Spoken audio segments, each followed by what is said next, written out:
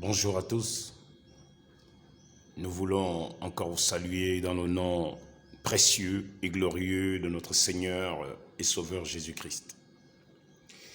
Nous sommes aujourd'hui en date du 12 mars 2024. Cette date est une date précieuse pour notre émission. C'est une date où nous souhaitons bonne arrivée à toutes ces personnes qui sont en train de rejoindre l'appel solennel de la trompette de l'Éternel qui sonne sur le ciel du Gabon. Cette trompette qui est la convocation de l'Éternel, car il est écrit « Heureux le peuple qui connaît le son de la trompette ».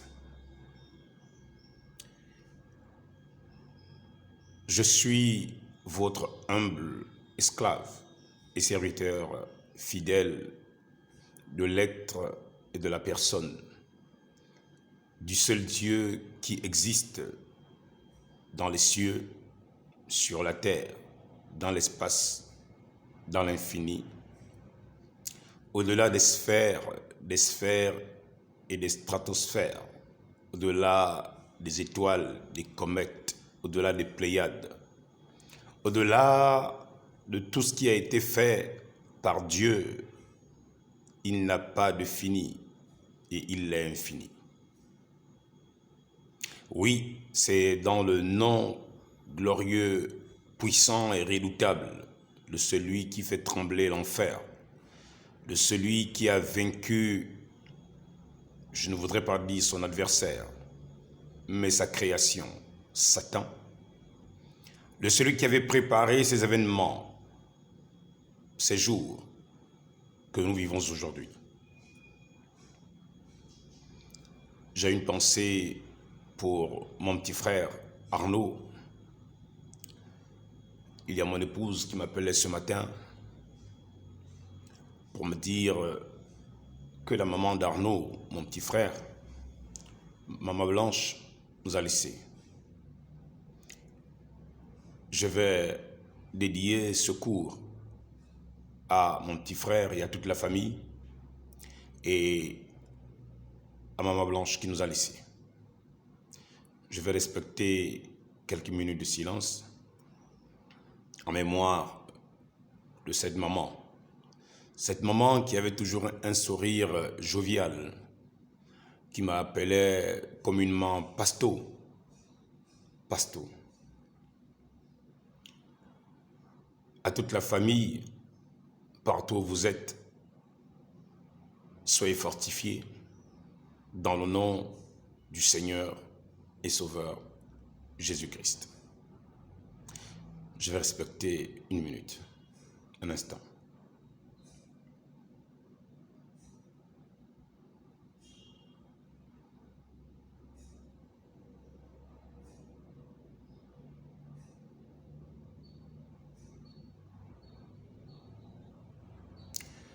Bien, merci encore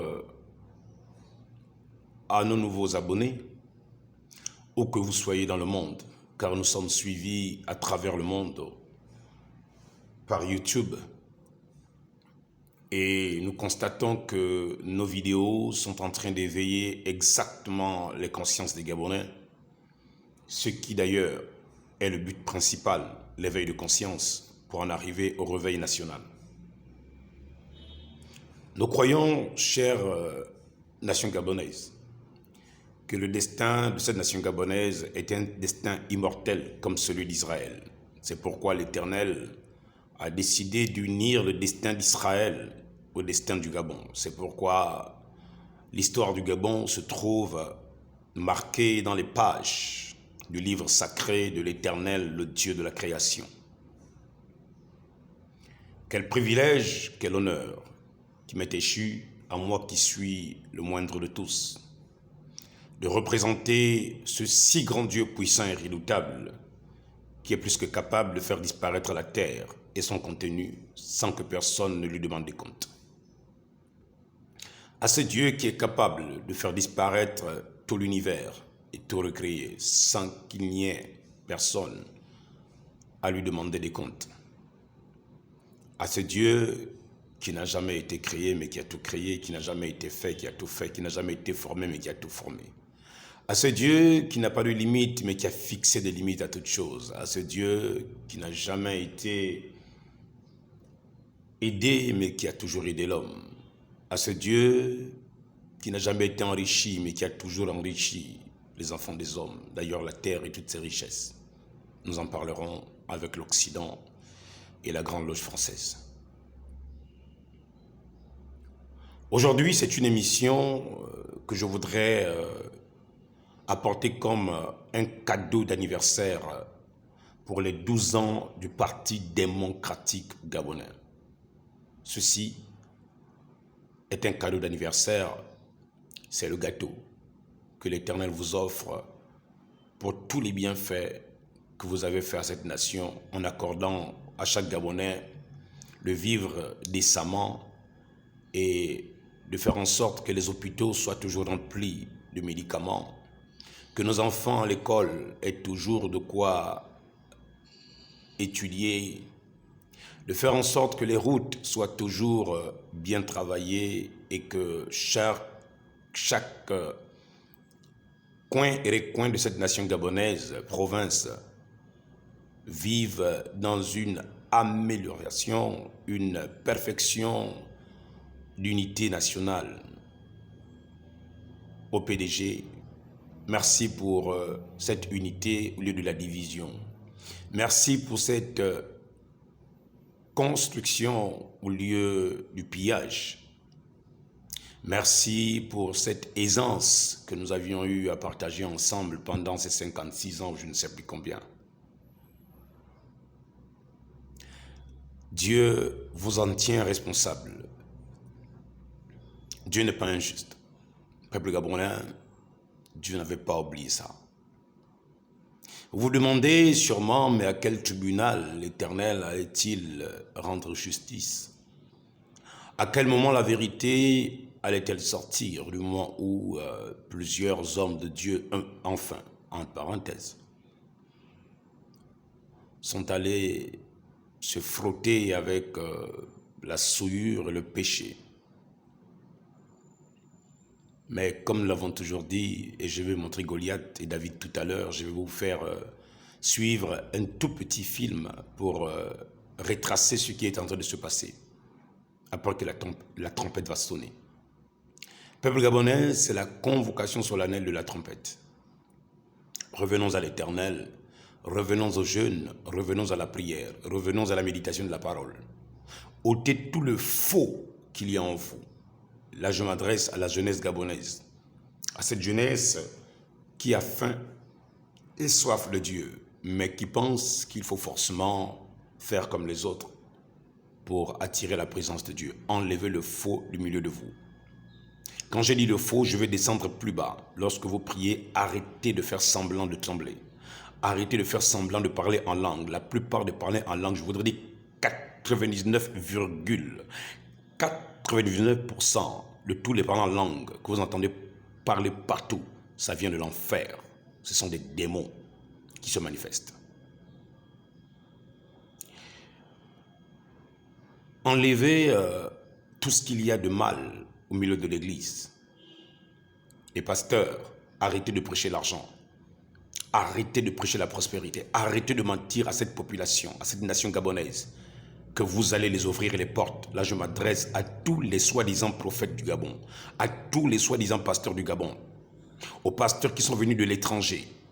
Je parle du Congo, je parle du Tchad, je parle du Bénin, je parle du Togo, du Nigeria. Si vous êtes rentré au Gabon, faites très très attention.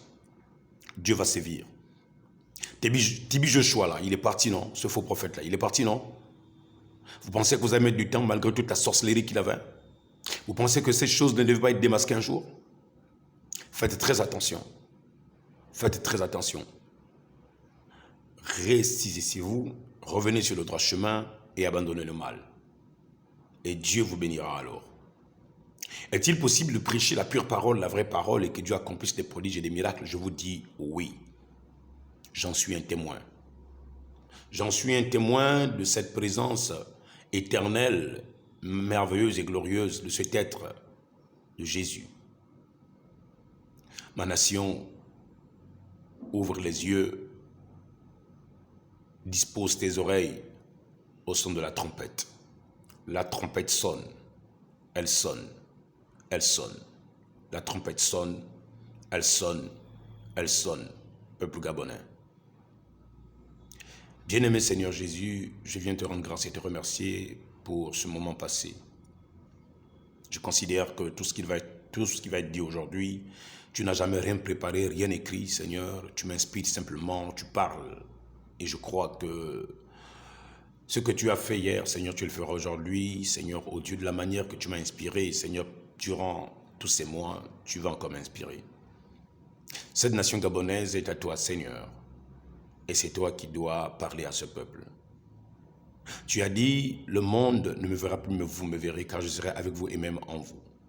Tu as dit, ce n'est pas vous qui parlerez, mais c'est l'Esprit de mon Père qui sera en vous. Seigneur Jésus, l'apôtre Paul a dit, ce n'est plus moi qui vis, mais c'est Christ qui vit en moi. Jésus, tu as dit, celui qui gardera ma parole, mon Père et moi, nous viendrons chez lui et nous ferons notre demeure chez lui. Seigneur Jésus-Christ, tu as dit, celui qui garde ma parole ne verra jamais la mort, mais tu te feras connaître à lui. Seigneur Jésus-Christ, viens, Yahushua, viens, Adonai, viens, Elohim, viens, El-Haï, viens, El-Shaddai, viens, grand Jéhovah, grand Créateur, toi le grand Kadosh, Abarou, toi le grand Dieu de l'univers, le Dieu de toute existence, Seigneur. Viens prendre possession maintenant de l'être fini que je suis, toi qui es l'infini, Seigneur. Fais-moi rentrer dans la dispensation au Dieu Tout-Puissant des mystères cachés à cette nation, mais maintenant révélée, car c'est le temps du dévoilement, c'est le mois d'Adar, c'est le mois de mars. C'est le mois approprié et propice pour ton Esprit Saint, Seigneur, de faire descendre, ô Dieu, la lumière de la création, Seigneur. Viens et révèle-toi à cette nation, c'est ton peuple. Ils ont soif, ils ont besoin de toi, Seigneur. Tu es le seul soutien que nous avons. Tu es notre aide, Seigneur. Toi qui es la guimelle, la lettre G du Gabon, qui signifie, Seigneur, la triunité. Toi qui es la lettre A, qui signifie, ô Dieu Tout-Puissant, l'unité, Seigneur, ô Dieu, le commencement, Seigneur. Et toi qui es la lettre B, qui signifie bête, la maison, Seigneur. Toi qui es la lettre O, qui signifie Samek, Seigneur, l'appui et le soutien. La lettre N, Seigneur. Le serpent doit être saisi. Viens saisir le serpent par la queue, comme Moïse l'a fait. Saisissons le serpent par la queue, Seigneur. Accorde-moi ce pouvoir, Père, d'être plus fort que ces maçons. Accorde-moi le pouvoir, l'autorité, Seigneur, de saisir la magie et de la dévoiler, Seigneur, par la verge de la parole, car c'est cela que cela signifie. Quand Moïse a jeté la verge, Seigneur, qu'elle est devenue un serpent, Moïse devait saisir le serpent par la queue, Seigneur. La queue, c'est la fin éternelle. Car un serpent, il a la tête, le commencement, il a la queue.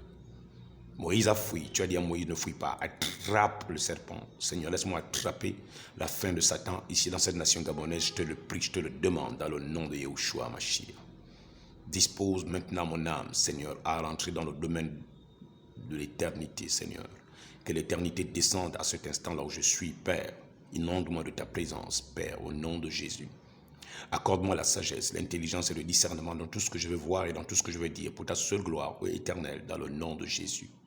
Afin que ce peuple, Seigneur, ô Dieu, que tu as tant aimé, Seigneur, cette nation immortelle gabonaise qui attend maintenant l'accomplissement, la réalisation, la concrétisation des paroles de l'hymne national, Seigneur, que cela soit une vérité, une réalité, Seigneur, pas seulement une chanson, que ces hommes et femmes chantent, Seigneur, dans des administrations et partout, ô Dieu Tout-Puissant, chaque lundi et vendredi, lundi matin et vendredi soir. Non, Seigneur.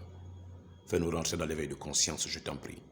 Souviens-toi de nos pères, mères, frères et sœurs qui sont allés s'initier, Seigneur, dans ces choses et qui sont en train de se rendre compte que cette émission parle de la vérité. Et cette vérité, Seigneur, elle est incontestable. Dieu est le Créateur, le Dieu de toutes choses.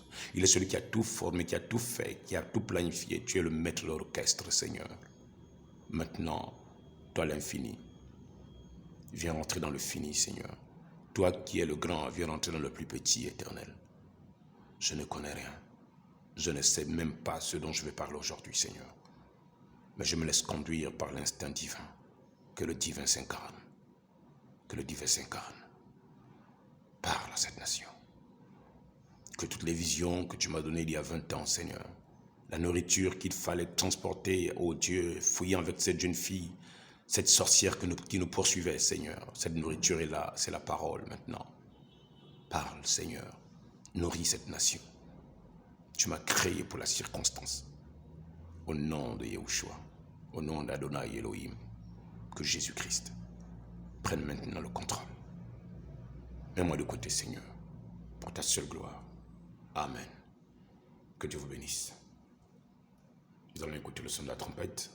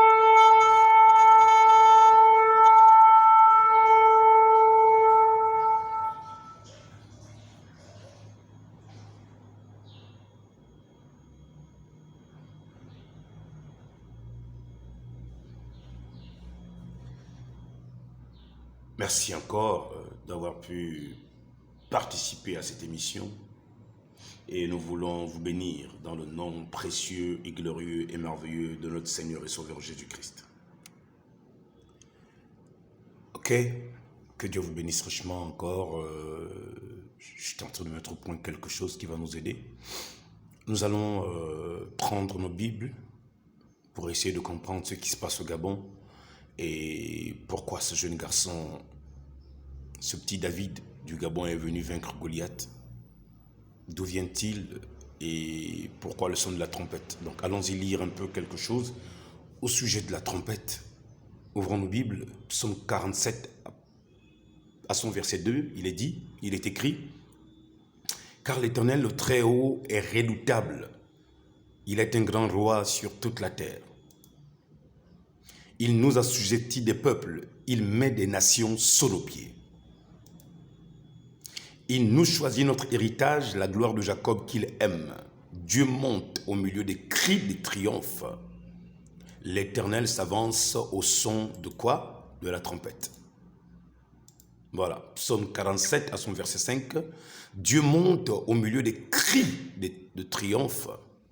L'Éternel s'avance au son de la trompette. Chantez à Dieu, chantez, chantez à l'Éternel, chantez. Car Dieu est roi de toute la terre. Vous savez que ce que nous avons à chanter, c'est l'hymne national qui est la prophétie du Gabon. Voici ce que nous avons à chanter. Dieu règne sur les nations. Dieu a pour siège son saint trône. Vous comprenez tout ce qui se passe au Gabon là?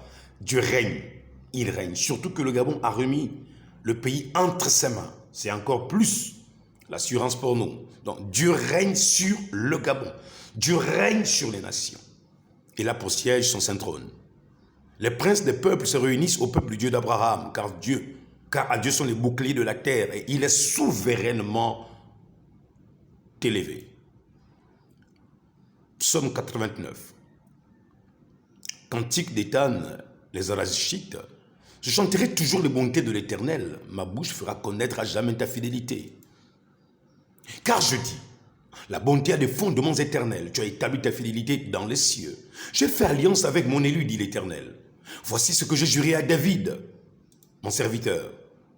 Comprenez maintenant? L'Éternel dit, voici ce que j'ai fait alliance. Nous allons suivre tout à l'heure David. Nous allons suivre le film de David.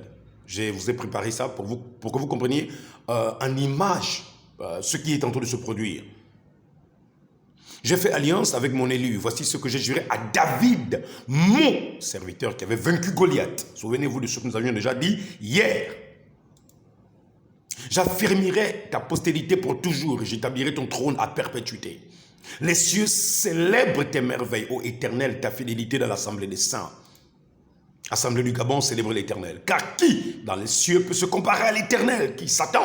Non, je ne pense pas. Les francs-maçons qui travaillent dans le monde occulte, dans le monde astral, non, ils ne peuvent pas. Ils ne peuvent pas se comparer à l'Éternel, ce n'est pas possible. Car qui dans le ciel peut se comparer à l'Éternel, qui est semblable à toi parmi les fils de Dieu?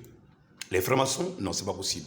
Dieu est terrible dans la grande assemblée des saints au Gabon. Il est redoutable parmi tous ceux qui l'entourent. Alors, peuple, ne craignez pas, Dieu est redoutable. Éternel Dieu des armées, qui est comme toi? Puissant, ô Éternel, ta fidélité t'environne. Peuple gabonais, la fidélité de l'Éternel l'environne. C'est pourquoi cette chanson dit « Ta fidélité est grande, ta fidélité est incomparable. Nul n'est comme toi, ô Yeshua, grande est ta fidélité. Ta fidélité est grande, ta fidélité est incomparable. Nul n'est comme toi, ô Seigneur, grande est ta fidélité. Oui, Dieu est fidèle, Gabon. Dieu ne pouvait pas t'abandonner. Il est fidèle. Ce qu'il t'a dit, il est descendu pour le faire maintenant. Donc la fidélité de Dieu l'environne. Tu domptes l'orgueil de la mer. L'orgueil de la mer, c'est le diable. Le diable et toutes ces nations qui viennent maintenant là. L'association des frères maçons qui viennent là et qui disent qu'ils veulent maintenant renverser tout ce qui a été établi par l'Éternel. Allons-y, c'est le matin. C'est le cadeau d'anniversaire pour le PDG. Vous allez manger ça aujourd'hui là. Tu domptes l'orgueil de la mer quand ces flots se soulèvent, tu les apaises. Que l'Éternel apaise les flots qui se soulèvent maintenant au Gabon, au nom puissant et redoutable de Jésus. Tu écrasas l'Égypte comme un cadavre. L'Éternel va vous écraser. Franc-maçon, toi, Satan et tes enfants. Tu disperseras tes ennemis par la puissance de ton bras. Que l'Éternel disperse les ennemis du Gabon maintenant dans le nom de Jésus. Que l'Éternel disperse tes ennemis, mon fils, ma fille, toi qui m'entends maintenant, dans le nom puissant et redoutable de Jésus. Dis seulement, je reçois, reçois. Car c'est à toi qu'appartient les cieux et la terre. Les cieux et la terre appartiennent à qui? À Satan. Satan va dire à Jésus, je te donne ceci. Ceci m'a été donné, c'est un menteur, c'est un voleur.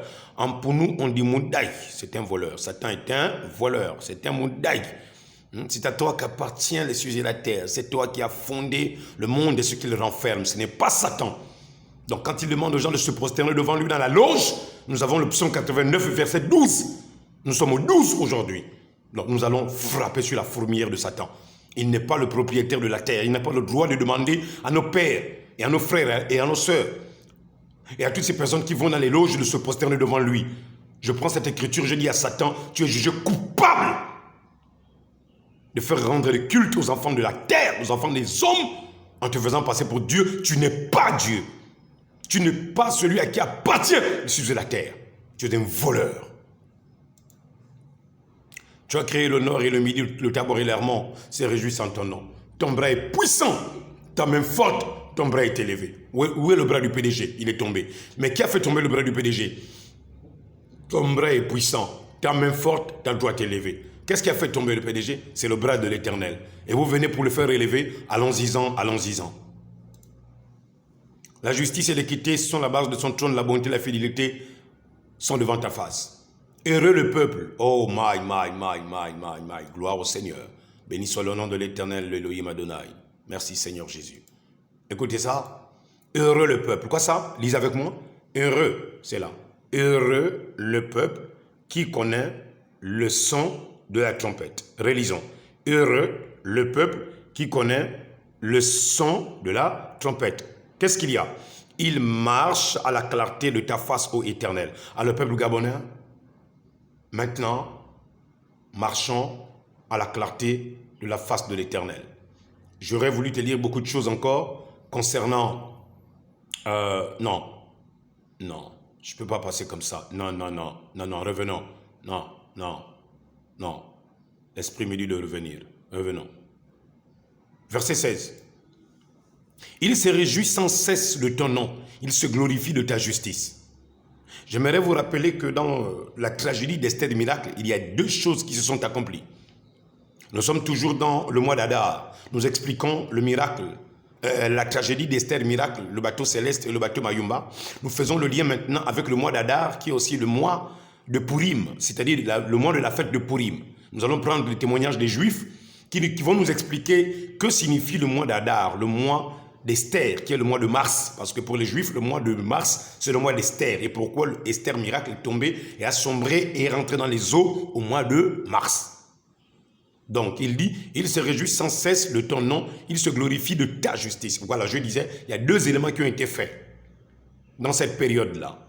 Il y avait le travail acharné de nos agents de force, bon, l'armée, disons en gros comme ça. Voilà, tous ces militaires, toutes ces personnes, la marine et toutes ces personnes qui ont travaillé pour retrouver les corps et repêcher les corps. Encore ce matin, nous disons, nous vous bénissons dans le nom précieux et glorieux du Seigneur Jésus-Christ.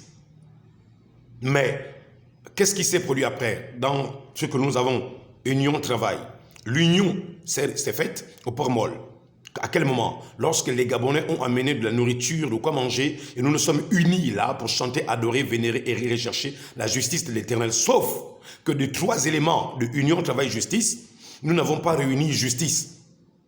Or maintenant la justice, l'Éternel doit maintenant la manifester. Donc nous avons manifesté l'union, c'est ce qui s'est réellement produit. Ça c'est, il n'y a rien à dire là-dessus. Il n'y a rien, il n'y a même pas de commentaire là-dessus. Pas besoin d'explication. Une union s'était réalisée là au port Mol sur la tragédie d'Esther Miracle. C'était au mois d'Adar. Vous comprenez maintenant? Maintenant, il y a aussi ce qu'on appelle le travail. Le travail a été fait. La marine et toutes ces personnes qui avaient les capacités, les possibilités d'aller repêcher les corps, un travail a été fait. Ils sont allés repêcher les corps. Ça a pris du temps que ça a pris, que ce soit ceux qui étaient sur les hélicoptères, ceux qui étaient dans les bateaux, ceux qui étaient partout, il y a eu des recherches. C'est le travail. Le peuple gabonais, dans cette tragédie d'Esther Miracle, la justice n'a jamais été rendue. Donc, ce dévoilement aujourd'hui de toutes ces choses qui sont en train de ressortir, que Dieu ramène à la surface, où Dieu fait le lien avec le cultisme, c'est un travail de justice maintenant. Maintenant, après tous ces enseignements, regardez ce que Dieu va faire dans la justice maintenant. C'est pourquoi nous avons union, travail, justice. Donc, union, oui, au port Mol. Travail, oui, ils ont repêché les corps. Un travail a été fait. Mais maintenant, c'est la justice.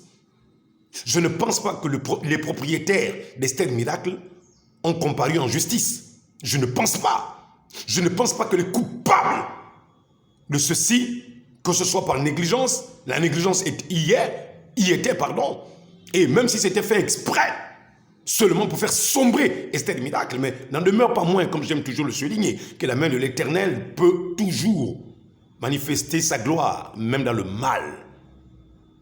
D'ailleurs, c'est ce que nous allons découvrir avec l'histoire d'Esther Miracle. Alors allons-y, rapidement. Car tu es la gloire de sa puissance. C'est ta faveur qui relève notre force. Voilà ce que vous devez dire. C'est pourquoi c'est la faveur de Dieu qui avait relevé la force d'Israël. Maintenant, c'est la faveur de Dieu qui relève la force du Gabon. Donc nous sommes un an plus tard, après la tragédie d'Esther Miracle. Nous venons démontrer que les œuvres des ténèbres, un certain Aman, procédé de Satan, a voulu nuire à ce peuple. Et aujourd'hui, le peuple gabonais était tous, considérons que le peuple gabonais est représenté dans cette tragédie d'Esther Miracle. Une partie a été sacrifié, c'était pour la délivrance, nous l'avons déjà dit, mais une partie est ressortie. Ce sont les témoins oculaires de ce qu'ils ont vécu. Donc, ceux qui ont été épargnés de cette tragédie, faites en sorte qu'ils tombent entre ces vidéos-là, partagez-les pour qu'ils comprennent que ceux qui ont échappé, ils ont échappé pour être des témoins et pour être les exemples de la grâce salvatrice de cet être immense, puissant, qui est l'Éternel, le Dieu de la création, celui à qui appartient toute chose. Car tu es la gloire de sa puissance, c'est ta faveur qui nous relève. Bien. Car l'Éternel est notre bouclier, le Saint d'Israël est notre roi. Alors ne craignez pas. Aucune attaque ne peut nous atteindre. Aucune attaque ne peut atteindre le Gabon. Aussi longtemps que le Gabonais reconnaîtra que l'Éternel, le Dieu des Juifs, Akadosh Barou, le maître du monde, est celui-là qui est notre bouclier. Bien. Quand vous reconnaissez que Jésus-Christ est notre bouclier, le maître du monde, c'est terminé. Le Saint d'Israël est notre roi. Donc c'est lui qui nous gouverne, c'est lui qui nous dirige maintenant. C'est lui qui dirige même Papa Oligui. Hein, et l'Océtrie, même s'ils ne le savent pas, mais ce n'est pas grave. Go, c'est go. Alors tu parles dans une vision à ton bien-aimé et tu dis, j'ai prêté mon secours à un héros. Oui, voyez-vous, nous avons dit quoi? Monsieur Mougoula nous a appris dans cette émission que Gabon Première nous a retracé hier, dimanche ou avant-hier. Ils nous ont dit qu'il fallait un héros qui devait aller prendre la bouée de sauvetage pour la ramener aux autres pour commencer à tirer, pour accorder le salut. Monsieur Mougoula a dit, je vous annonce une bonne nouvelle, vous êtes sauvés. Mais pour qu'il soit sauvé, il fallait qu'il y ait encouragé sur les 100 personnes qui étaient déjà dans une hypothermie très avancée, pour d'autres qui avaient pratiquement perdu connaissance, il fallait qu'il y ait un courageux qui se détache du nombre. Et le monsieur qui rendait témoignage a dit que mais là c'était compliqué parce que tout le monde était dans la stupeur. Tout le monde était stressé, tout le monde était angoissé. Tout le monde était dans une angoisse très avancée et c'est comme si le cerveau ne réagissait plus.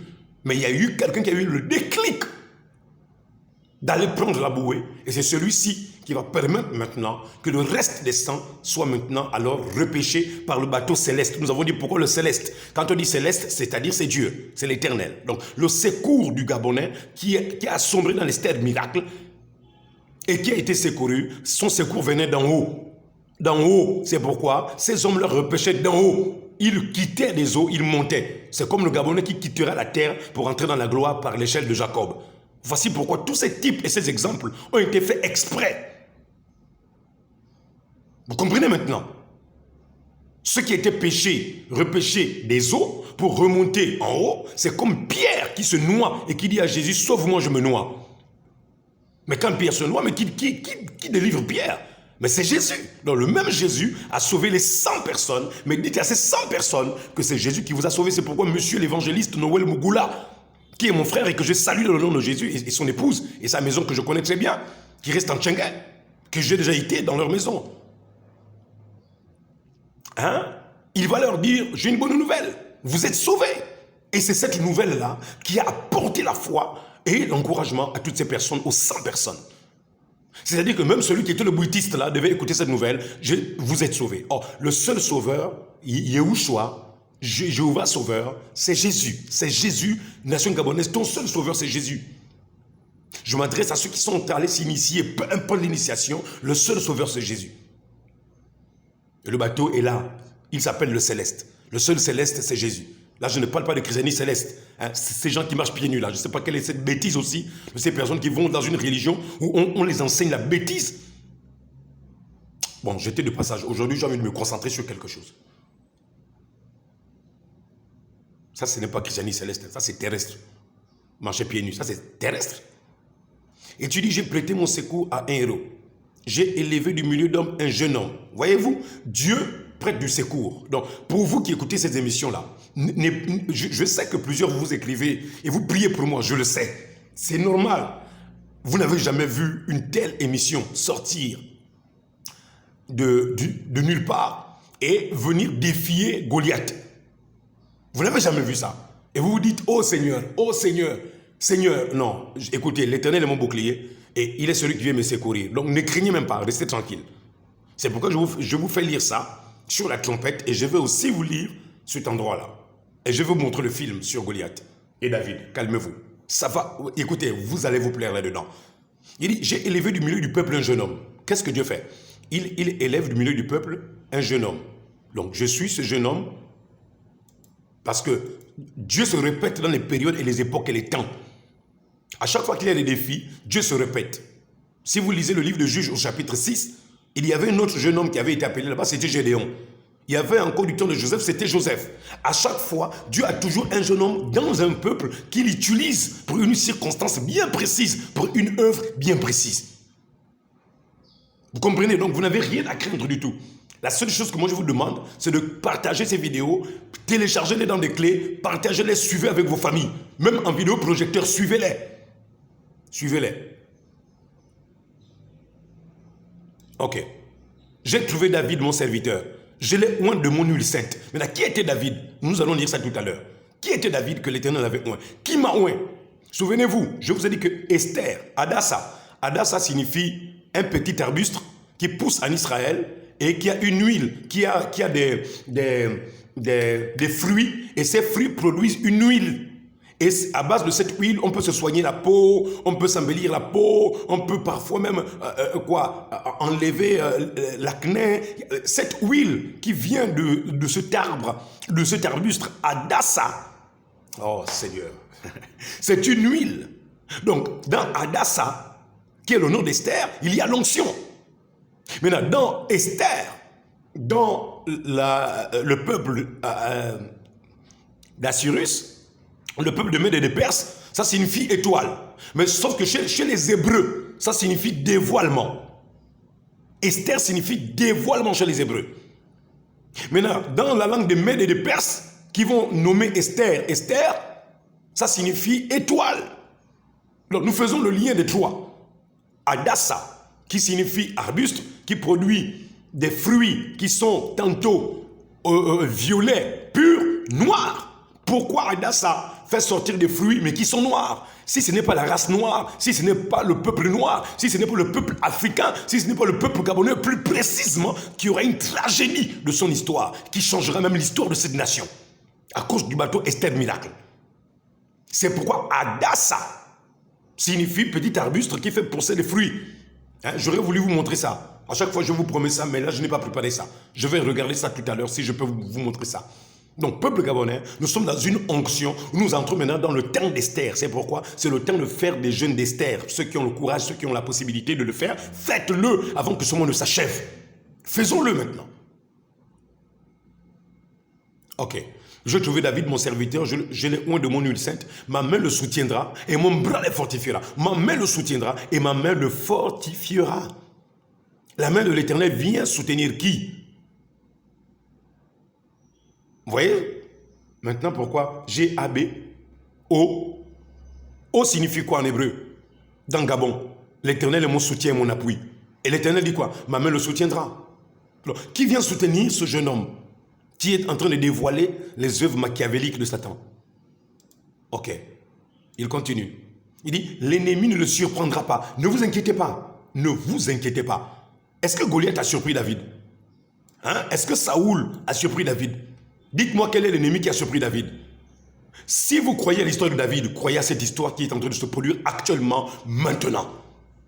Si Satan n'a pas pu surprendre Gédéon, si Satan n'a pas pu surprendre Joseph, si Satan n'a pas pu surprendre Jésus, Jésus savait de là où il partait. Il dit, l'ennemi ne le surprendra pas et le méchant ne le primera point. Écoutez maintenant, j'écraserai devant lui ses adversaires. Peuple gabonais, l'Éternel va écraser nos adversaires. Calmez-vous. Je dis bien calmez-vous. Arrêtez de vous inquiéter. Hein? Je ne sais pas pourquoi Dieu vous dit ça. Il y a trop de personnes chez moi qui se posent des questions par rapport aux vidéos là. Calmez-vous. Calmez-vous. J'écraserai devant lui ses adversaires. Et je frapperai ceux qui le haïssent. Oui, du moment où ces révélations commencent à venir, Satan commence à me haïr. Dans quelle classe? Dans la classe des personnes qui ont bénéficié de ce que Satan leur donnait dans leurs obédiences. Mais maintenant, tout est mis à nu. Dieu est en train de les ridiculiser et les humilier. Ma fidélité et ma bonté seront avec lui. Ma fidélité, quoi? Et ma bonté seront avec lui. Avec qui? Joseph, le nouveau David d'aujourd'hui. Le nouveau David d'aujourd'hui, du Gabon, c'est qui? C'est Joseph. Et sa force s'élèvera par mon nom. Et sa force, quoi? S'élèvera quoi ça? Par mon nom. Qui m'élève? C'est le nom de Jésus. C'est le nom de Yeshua. Il dit, je mettrai sa main sur la mer. La mer, c'est quoi? Ce sont les démons qu'il y a à l'intérieur. C'est pourquoi je dis, je domine sur la mer. Je domine sur les démons. Je domine sur toutes les principautés qui dominent dans la mer, dans la forêt et dans l'espace. Au nom puissant de Jésus-Christ. Et sa droite sur les fleuves, les sirènes qu'il y a là-bas. Lui, il m'invoquera. Tu es mon Père. Et c'est ce que je dis. Je sais pourquoi je l'appelle souvent Papa Dieu. Vous pensez que je l'appelle Papa Dieu parce que je veux juste l'appeler comme ça? Lui, il m'invoquera. Tu es mon Père, mon Dieu et le rocher de mon salut. Et moi, je ferai de lui le premier-né, le plus élevé des rois de la terre. Vous savez que Jésus-Christ a dit qu'il y a des rois, n'est-ce pas? Hein? Dieu a dit à Abraham, non? Hein? Je ferai de toi, des rois sortiront de toi. Vous savez qui parle avec vous là? Quand je vous dis que je ne suis pas venu pour jouer avec nos parents, je n'ai pas envie de leur faire du mal. Je suis l'un des rois. Écoutez, je n'ai pas besoin de vous cacher ça. Ça, là, je vous donne ça gratuitement sur un plateau et buvez le coca avec. Hein, mangez, buvez un coca avec. Je suis l'un des rois, l'un des juges qui siègent dans le royaume des cieux. Je n'étais pas obligé de commencer à me dévoiler à vous, mais je dis ça pour calmer les personnes qui s'inquiètent. Vous n'avez rien à vous inquiéter. J'ai été envoyé de la présence de Dieu pour venir mettre un coup de pied à la fourmilière de Satan et éparpiller les ténèbres, disperser le malheur et appeler la lumière et la vie. Ils veulent emmener le malheur dans cette nation gabonaise. Le Gabon est là, enfermé dans une obscurité de religion. Sortez de vos religions. Et moi, je ferai de lui le premier-né, le plus élevé des rois de la terre. Je lui conserverai toujours ma bonté et mon alliance lui sera fidèle. L'alliance en question, souvenez-vous, c'est l'alliance du sang du Seigneur Jésus-Christ. Jésus-Christ dit, mon sang est le sang de la nouvelle alliance. Je rendrai sa postérité éternelle et son trône comme les jours des cieux. Jésus-Christ n'a-t-il pas dit, celui qui vaincra, je lui ferai asseoir sur mon trône? N'a-t-il pas dit que celui qui vaincra, je ferai de lui mon fils, je serai un père pour lui? N'as-tu pas lu cela dans Apocalypse chapitre 21? N'as-tu pas lu ça? Si tes fils abandonnent ma loi et ne marchent pas selon mes ordonnances, s'ils violent mes préceptes et n'observent point mes commandements, je punirai de verge les transgressions par des coups d'iniquité. Mais je ne lui retirerai point ma bonté et je ne trahirai point ma fidélité. Je ne violerai point mon alliance et je ne changerai point ce qui est sorti de mes lèvres. J'ai juré une fois par ma sainteté, mentirai-je à David? Non, Seigneur. Sa postérité subsistera toujours, son trône sera devant moi comme le soleil. Comme la lune, il aura une éternelle durée. Le témoin qui est dans le ciel est fidèle. Peuple de Dieu, que Dieu vous bénisse. C'était l'histoire de David. Allons-y prendre maintenant ce petit film rétrospectif qui va nous aider à comprendre quelle est ma mission. Regardons en image le Goliath. Notre Goliath d'aujourd'hui, c'est Satan par la franc-maçonnerie. Et vous allez voir comment David a vaincu. Que Dieu vous bénisse. Alors, peuple de Dieu, je vous laisse regarder ce défi, ce challenge qu'il y avait entre ce petit enfant David et Goliath. Nous allons regarder ce défi et je vous laisse regarder ça. Je ne vais pas tout vous laisser suivre parce que le temps est trop court. Mais souvenez-vous que ce colosse de Goliath et cet enfant de David, le défi n'était pas de taille, comme le défi d'aujourd'hui n'est pas de taille. Mais ce qui faisait toute la différence, c'était que Goliath comptait sur la franc-maçonnerie, sur l'ensemble, c'est-à-dire sur l'association de ces dieux, mais David, lui, il comptait sur l'Éternel, le Dieu de la création. Lui, il comptait sur l'association des frères francs-maçons, et lui, il comptait sur l'Éternel. Donc vous n'avez rien à craindre. De prime abord, David avait déjà vaincu. Allons-y. Possédait un savoir qui échappait à beaucoup. Dans le livre de 1 Samuel, chapitre 17, l'armée israélite affronte les Philistins et leur redoutable champion Goliath. Lors d'une visite au camp pour rencontrer ses frères aînés, David rencontra Goliath pour la première fois. La posture consistant à faire face et à gérer tout ce qui est identifié comme dangereux, difficile ou douloureux au lieu de s'en éloigner, caractéristique de l'intrépidité ou du courage, de la bravoure. C'est la définition du courage, tirée du dictionnaire Webster's New World. Les Philistins se positionnèrent pour la bataille dans la vallée d'Éla, située au sud-ouest de Jérusalem, près de Gath des Philistins. Saül et son armée se rassemblèrent à proximité, la vallée d'Éla les séparant. Chaque jour, pendant 40 jours, un champion nommé Goliath a défié les armées d'Israël de lui envoyer un adversaire de taille. On voit la réaction des Israélites lors de l'apparition de Goliath, selon 1 Samuel 17, verset 11. Lorsque Saül et tout Israël entendirent les paroles des Philistins, ils furent consternés et très effrayés. Goliath n'était pas quelque chose à sous-estimer. L'homme était vraiment colossal, avec une lance pesant environ 15 livres et un plastron pesant environ 125 livres, mesurant entre 9 et 11 pieds de haut. Il serait imprudent de le rabaisser en tant qu'adversaire.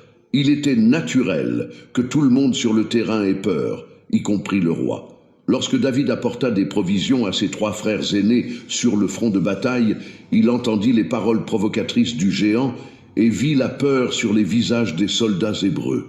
David aurait pu avoir peur, car il n'était pas respecté. Premièrement, il n'a pas reçu le respect en raison de sa jeunesse. 1 Samuel 17, 26-30. Quand David parla aux hommes qui étaient avec lui de ce qui serait fait à l'homme qui avait tué ce Philistin et qui avait enlevé la honte de son injure, les hommes lui dirent ce qui serait fait. Eliab, son frère aîné, quand il entendit, s'est lui-même mis en colère contre David, se demandant pourquoi il était là et minimisant sa présomption. David a répondu en déclarant qu'il posait simplement une question inoffensive. Son frère le considérait comme un enfant en quête d'excitation. De plus, le roi Saül pensait que David était trop jeune pour face à Goliath.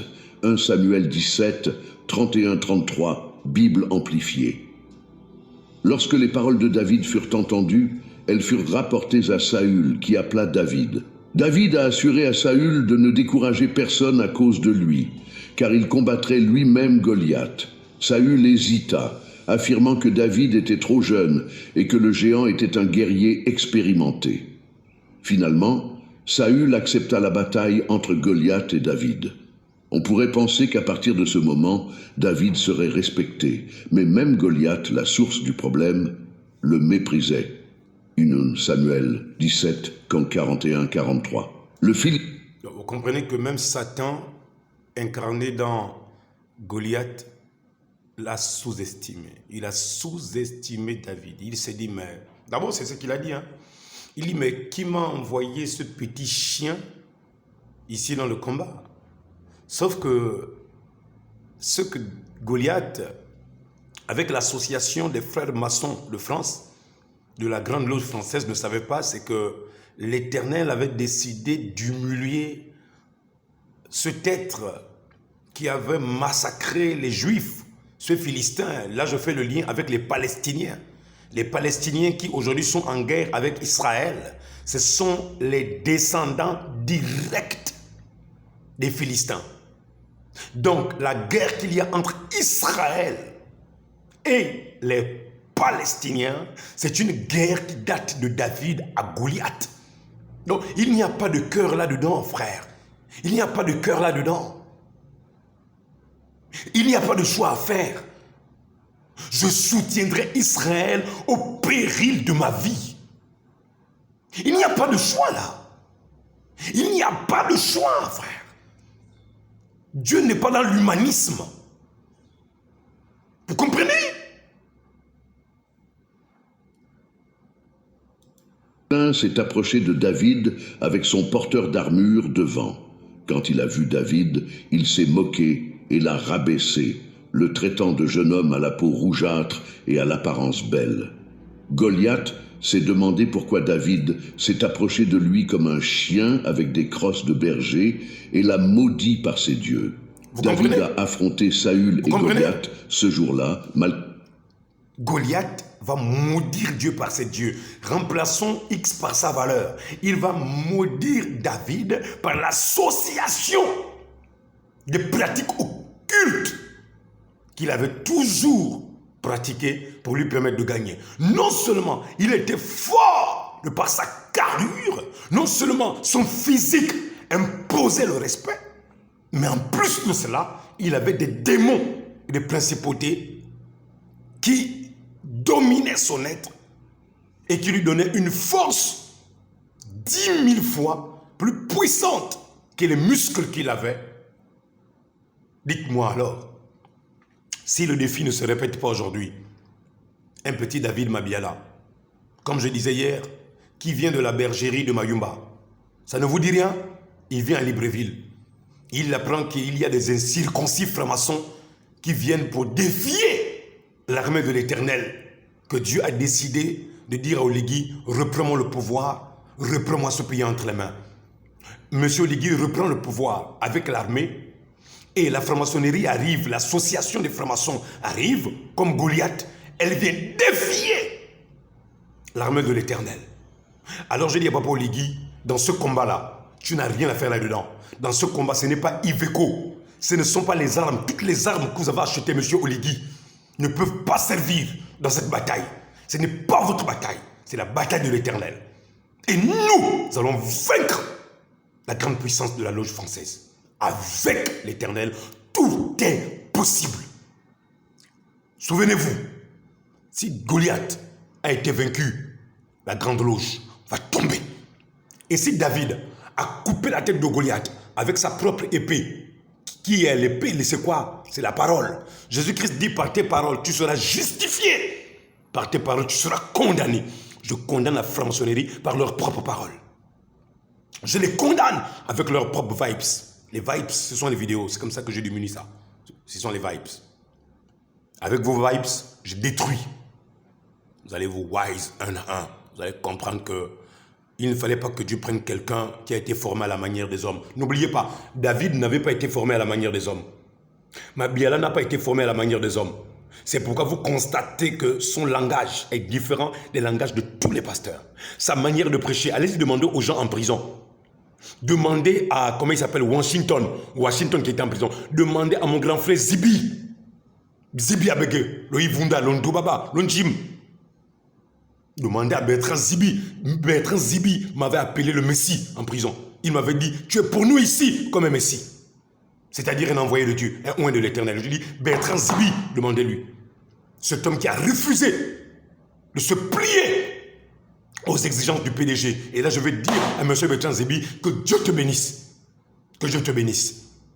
Ce que certains avaient pris comme de l'arrogance, alors qu'on t'offrait tous les privilèges de sortir, de bénéficier de tout ce que tu aurais pu bénéficier. Mais tu as refusé cela. Pourquoi? À cause de ta foi. À cause de ton intégrité. Lorsque nous nous sommes rencontrés, il y a un mois, à ton bureau, grand frère, je n'oublierai jamais ce que tu as dit à ta secrétaire et aux personnes qui étaient là. Tu pouvais leur dire, respectez ce jeune homme, respectez ce pasteur. Il est l'une des personnes qui est une force vive de la nation. Mais tout ce qu'il fait, on ne le voit pas. Peuple gabonais, allez-y comprendre, allez-y comprendre. Si l'Éternel m'a surentraîné, allez défier les esprits en prison, à ramener les âmes à la raison, en prison depuis 2016. Vous pensez que qui est la franc-maçonnerie?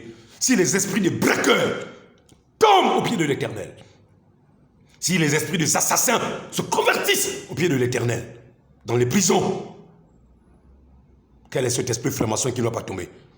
J'ai été surentraîné par l'Éternel. Je racontais des défis majeurs. Je me rappelle qu'en 2019, je rentrais directement dans la prison chez les mineurs. Je rentrais, on m'enfermait avec eux. Renseignez-vous. J'ai dit, renseignez-vous. 2018-2019, je rentrais directement dans le quartier des mineurs. On m'enfermait avec eux là-bas. Et je leur prêchais la parole. Plusieurs de mineurs sont sortis. Leur vie a été recadrée. Ceux qui étaient les braqueurs ont arrêté de braquer. J'ai rencontré plusieurs avec leur mère. Ceux qui me reconnaissaient. Je pouvais juste entendre quelqu'un, pasteur. Je me retourne, j'ai dit, oui, jeune homme, tu veux quoi? Et non, j'étais en prison. Je dis, oh, maman, tu es la maman? Oui. J'ai dit, sa vie a changé? Oh oui, merci beaucoup. Parce que depuis qu'il est sorti de prison, il a changé. Si les braqueurs ont changé de prison, si les esprits bizarres, difficiles, Dieu les a changés. Vous pensez que quel est l'esprit de la franc-maçonnerie que Dieu ne peut pas mettre à terre et mettre KO? J'ai été formé. J'ai été formé par la main de l'Éternel. Je ne suis pas un enfant. Ne me prenez pas pour un enfant. Si vous voulez me prendre comme un enfant, attention Goliath, ta tête va tomber. Certainement, c'est ainsi dit le Seigneur. Vous pensez qu'un pasteur peut rentrer dans le quartier des mineurs à chaque culte? 2018-2019, c'est risquant. C'est risquant. Mais renseignez-vous. À Libreville, aucun pasteur n'avait le privilège de le faire. Aucun pasteur. Mais là, je viens remercier Monsieur Effayon, le directeur, comment dire, non, comment on appelle ça? Le commandant en chef de la sécurité pénitentiaire. Je respecte cet homme parce qu'il m'a permis de mener à bien mes missions régaliennes de président de la Fondation missionnaire internationale. Aumônier international. Je ne parle pas des aumôniers qui sont entrés dans un système d'aumônerie. Pourquoi? Parce qu'ils veulent être affiliés à des choses qui sont liées aux États-Unis. Je ne parle pas de ça. Je parle d'un appel qui vient de l'Éternel, d'être un aumônier. Je viens respecter aussi le DPCL de l'époque, qui m'a permis de le faire, de rentrer dans le quartier des prisonniers, les mineurs. J'ai nommé Alex Ngowe. Je rentre dans le quartier. 200 et quelques détenus. De tous les quartiers confondus de Libreville. Ceux qui vous ont terrorisé partout. Quand je rentrais chez eux là-bas, ils se calmaient tous. Tous se calmaient. Ils se taisaient. Ils écoutaient. Ils s'asseyaient sur des bidons Les bidons de 20 litres. Ils s'asseyaient parce qu'il n'y a pas besoin de chaises à l'intérieur de leur quartier. Ils s'asseyaient, ils recevaient les enseignements. Si Dieu m'a formé en prison, c'était pour la circonstance-là. C'était pour affronter Goliath. Allez-y comprendre qui je suis maintenant. Vous allez savoir où j'ai été formé. Où j'ai été formé. Je ne suis pas un enfant. Et si vous me considérez comme un enfant, allons-y-en, allons-y-en. Je veux couper la tête. Elle est en train d'être coupée là. Manque de confiance. Pourquoi a-t-il continué à avancer, ignorant le manque de respect à chaque étape? Avancer, ignorant le manque de... S'approcher de lui comme un chien avec des crosses de berger et l'a maudit par ses dieux. David a affronté Saül et Goliath ce jour-là, malgré leur manque de confiance. Pourquoi a-t-il continué à avancer, ignorant le manque de respect à chaque étape? Certaines personnes nous mépriseront pour différentes raisons. Peut-être en raison de l'âge, du fait d'être jeune ou vieux. Que personne ne te méprise à cause de ta jeunesse, mais sois un exemple pour les croyants en matière de parole, de conduite, d'amour, de foi et de pureté. Timothée 4, Tatu. Parfois, nous sommes comme les Israélites d'autrefois, influencés par les rapports négatifs des espions sur le pays de Canaan. Ils virent les Néphilim, les fils d'Anak, et se sentirent comme des sauterelles à leurs propres yeux, ainsi qu'aux leurs. Nombre 13, 33. La question est de savoir pourquoi David n'avait pas peur de Goliath, alors que toute l'armée d'Israël, y compris Saül, avait si peur. La première raison est qu'il avait confiance dans le Dieu vrai et vivant. Yes. 1 Samuel 17, 26, Bible amplifiée. Alors David parla aux hommes qui étaient avec lui. Que fera-t-il à l'homme qui tuera ce Philistin et ôtera d'Israël cette honte de son insulte?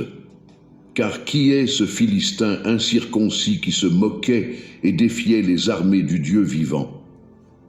D'autres guerriers étaient concentrés sur les dangers du combat. Moi, je me reposais la question. Qui est la grande loge qui vient défier l'armée du Dieu vivant? Qui est la grande loge qui vient défier l'armée de l'Éternel? L'armée prend le pouvoir. Et parce que vos appétits maçonniques et vos contrats et vos intérêts maçonniques, je vais remettre ce film-là tout de suite là.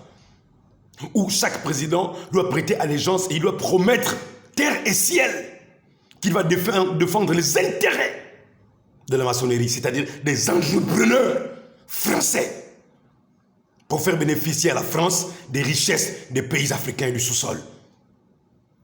Qui est cette circoncis, la grande loge française qui veut s'installer au Gabon en association. Vous avez osé défier l'armée de l'Éternel. Monsieur Ligui, mettez-vous de côté. Mambi Setri, mettez-vous de côté. Le butin de la victoire qui était encore en jeu. Il semble que David était le seul à se soucier de l'honneur du Dieu vivant et de la réputation d'Israël. Vous comprenez? Cela démontre, sans l'ombre d'un doute, si vous ne saisissez pas cela, nous sommes dans une question d'honneur, de gloire. Cette association qui est rentrée au Gabon, des frères maçons, ont pour but de déstabiliser les pays qui ne veulent pas marcher par des dirigeants selon la manière des frères maçons. Vous comprenez ça? Vous comprenez ça? Non, ce n'est pas une question de soutenir un homme au Ligui ou quoi, ou le Setri. C'est une question d'honneur et de dignité devant l'Éternel. Où il renverse dans le monde occulte et ça va se répercuter dans le monde physique. Parce que c'est le métaphysique qui domine le physique. C'est le métaphysique qui domine le physique. C'est le surnaturel qui domine le naturel. que David était un homme selon le cœur de Dieu. Il se souciait des choses qui tenaient à Dieu. Il voyait le problème en termes spirituels et non en termes matériels ou... Alors, comment est-ce que je vois la chose? Comment est-ce que j'aperçois la chose?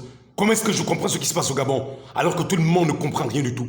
Peuple gabonais, éveille ta conscience et sors de ton sommeil. J'ai averti le camp de Gaulle. J'ai averti le camp de Gaulle. J'ai averti le camp de Gaulle. Méfiez-vous de ce qui va arriver. Prenez garde. Prenez garde. Vous avez voulu défier l'armée de l'Éternel. Dieu demande à l'armée de prendre le pouvoir. Vous venez, vous défiez cette armée, que vous voulez ramener ce pays, dirigé de main de maître par un président franc-maçon, pour que vos intérêts égoïstes, la France, augmente au Gabon. Vous êtes en perte là, vous êtes en perte. Au Burkina Faso, en perte. Au Niger, en perte. Au Mali, en perte. Et au Gabon, en perte.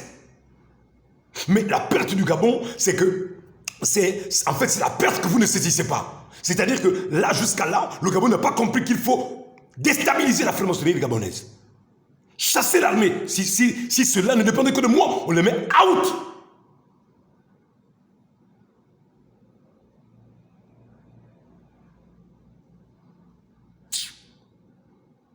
Dehors, les chiens, les impudiques, les idolâtres, les enchanteurs, quiconque aime et pratique le mensonge.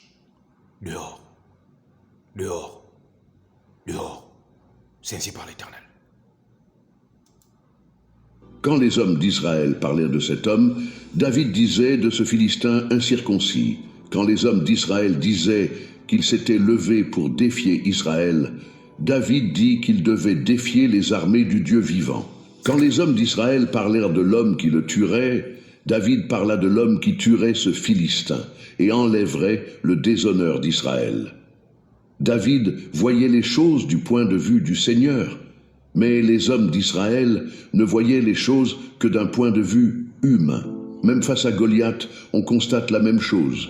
Le Philistin dit aussi à David, « Viens à moi, et je donnerai ta chair aux oiseaux du ciel et aux bêtes des champs. » Vous comprenez? Comment est-ce que vous voyez la chose? Gabonais, maintenant, comment vous voyez la chose? Que cette vidéo-ci, là, qui est la 4e, là, soit celle par laquelle tu vas comprendre maintenant, là, dans quel défi nous nous retrouvons. Dans quel défi de taille nous nous retrouvons. Voici ce démon-là, de la Grande Loge française, l'association de la Grande Loge française, là. Et voici le petit Mabiala, là.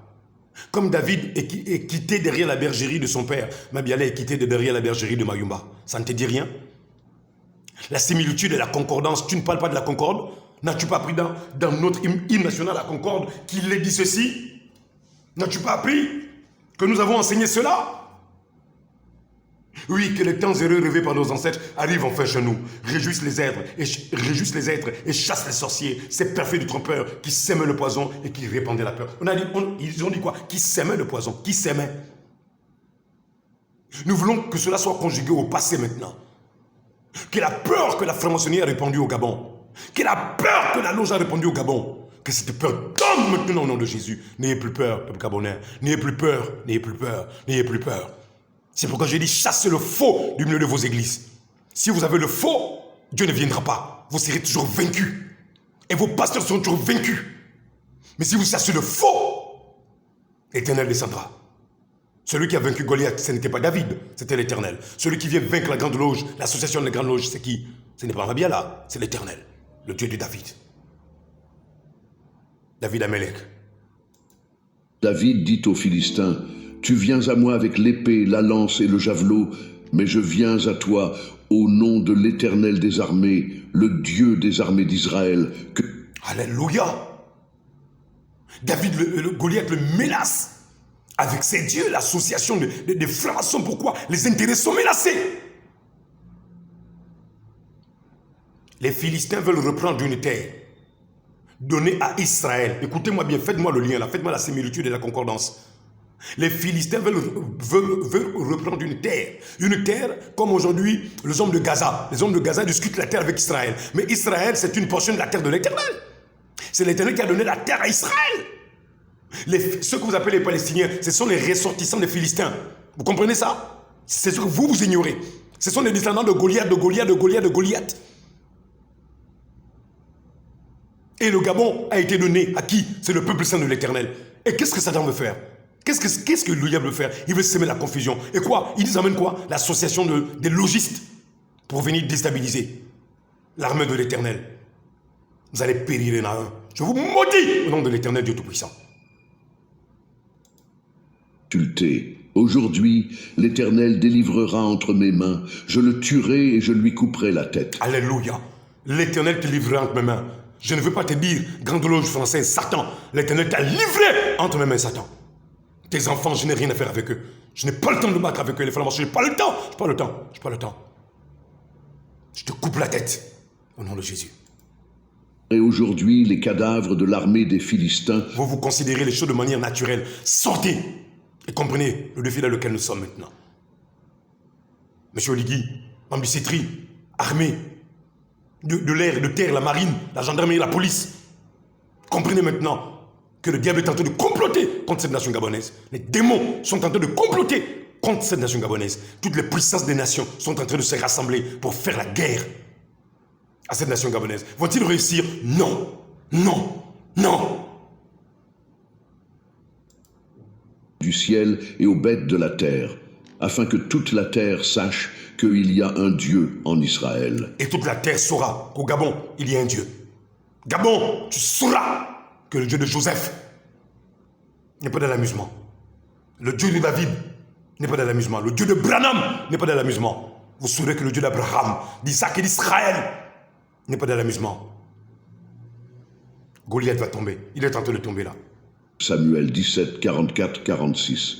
Nous pouvons imaginer la voix grave et grave de Goliath résonner contre les hautes collines entourant la vallée d'Éla. Le son a semé la peur dans le cœur de tous les soldats israélites et probablement même de certains soldats philistins. Ensuite, David a répondu de sa voix d'adolescent, peut-être même d'une voix étranglée. Les Philistins rirent lorsqu'ils entendirent David crier pratiquement de sa voix tremblante, et les Israélites furent horrifiés et honteux. David dit, « Vous venez contre moi avec l'épée, la lance et le javelot. Mais moi, je viens contre vous, au nom de l'Éternel des armées, Amen. Le Dieu des armées d'Israël, que vous avez défié. » Alléluia. Dieu fait une distinction entre lui-même et Goliath, sans attribuer le mérite. Vous comprenez? La Grande Loge française, l'association de la Grande Loge française, c'est quoi? C'est le Goliath d'aujourd'hui, Monsieur le Président. C'est le défi d'aujourd'hui. Ils viennent défier l'armée de l'Éternel. Ils viennent défier le cétri. Alors maintenant, nous entrons dans la guerre des mondes. Comme hier je vous le disais. La guerre des mondes. Nous entrons maintenant dans ça. D'avoir dit « Je viens à vous au nom du Seigneur des armées », c'est-à-dire que je viens en tant que représentant du Seigneur des armées, le Dieu qui a armée céleste sous son commandement. Je suis un homme en vous. Je viens, je vous le dis aussi, dans des francs-maçons.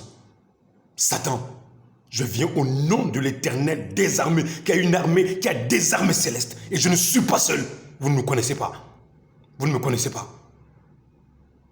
Je ne suis pas seul. Élisée n'avait-il pas une armée tout autour de lui?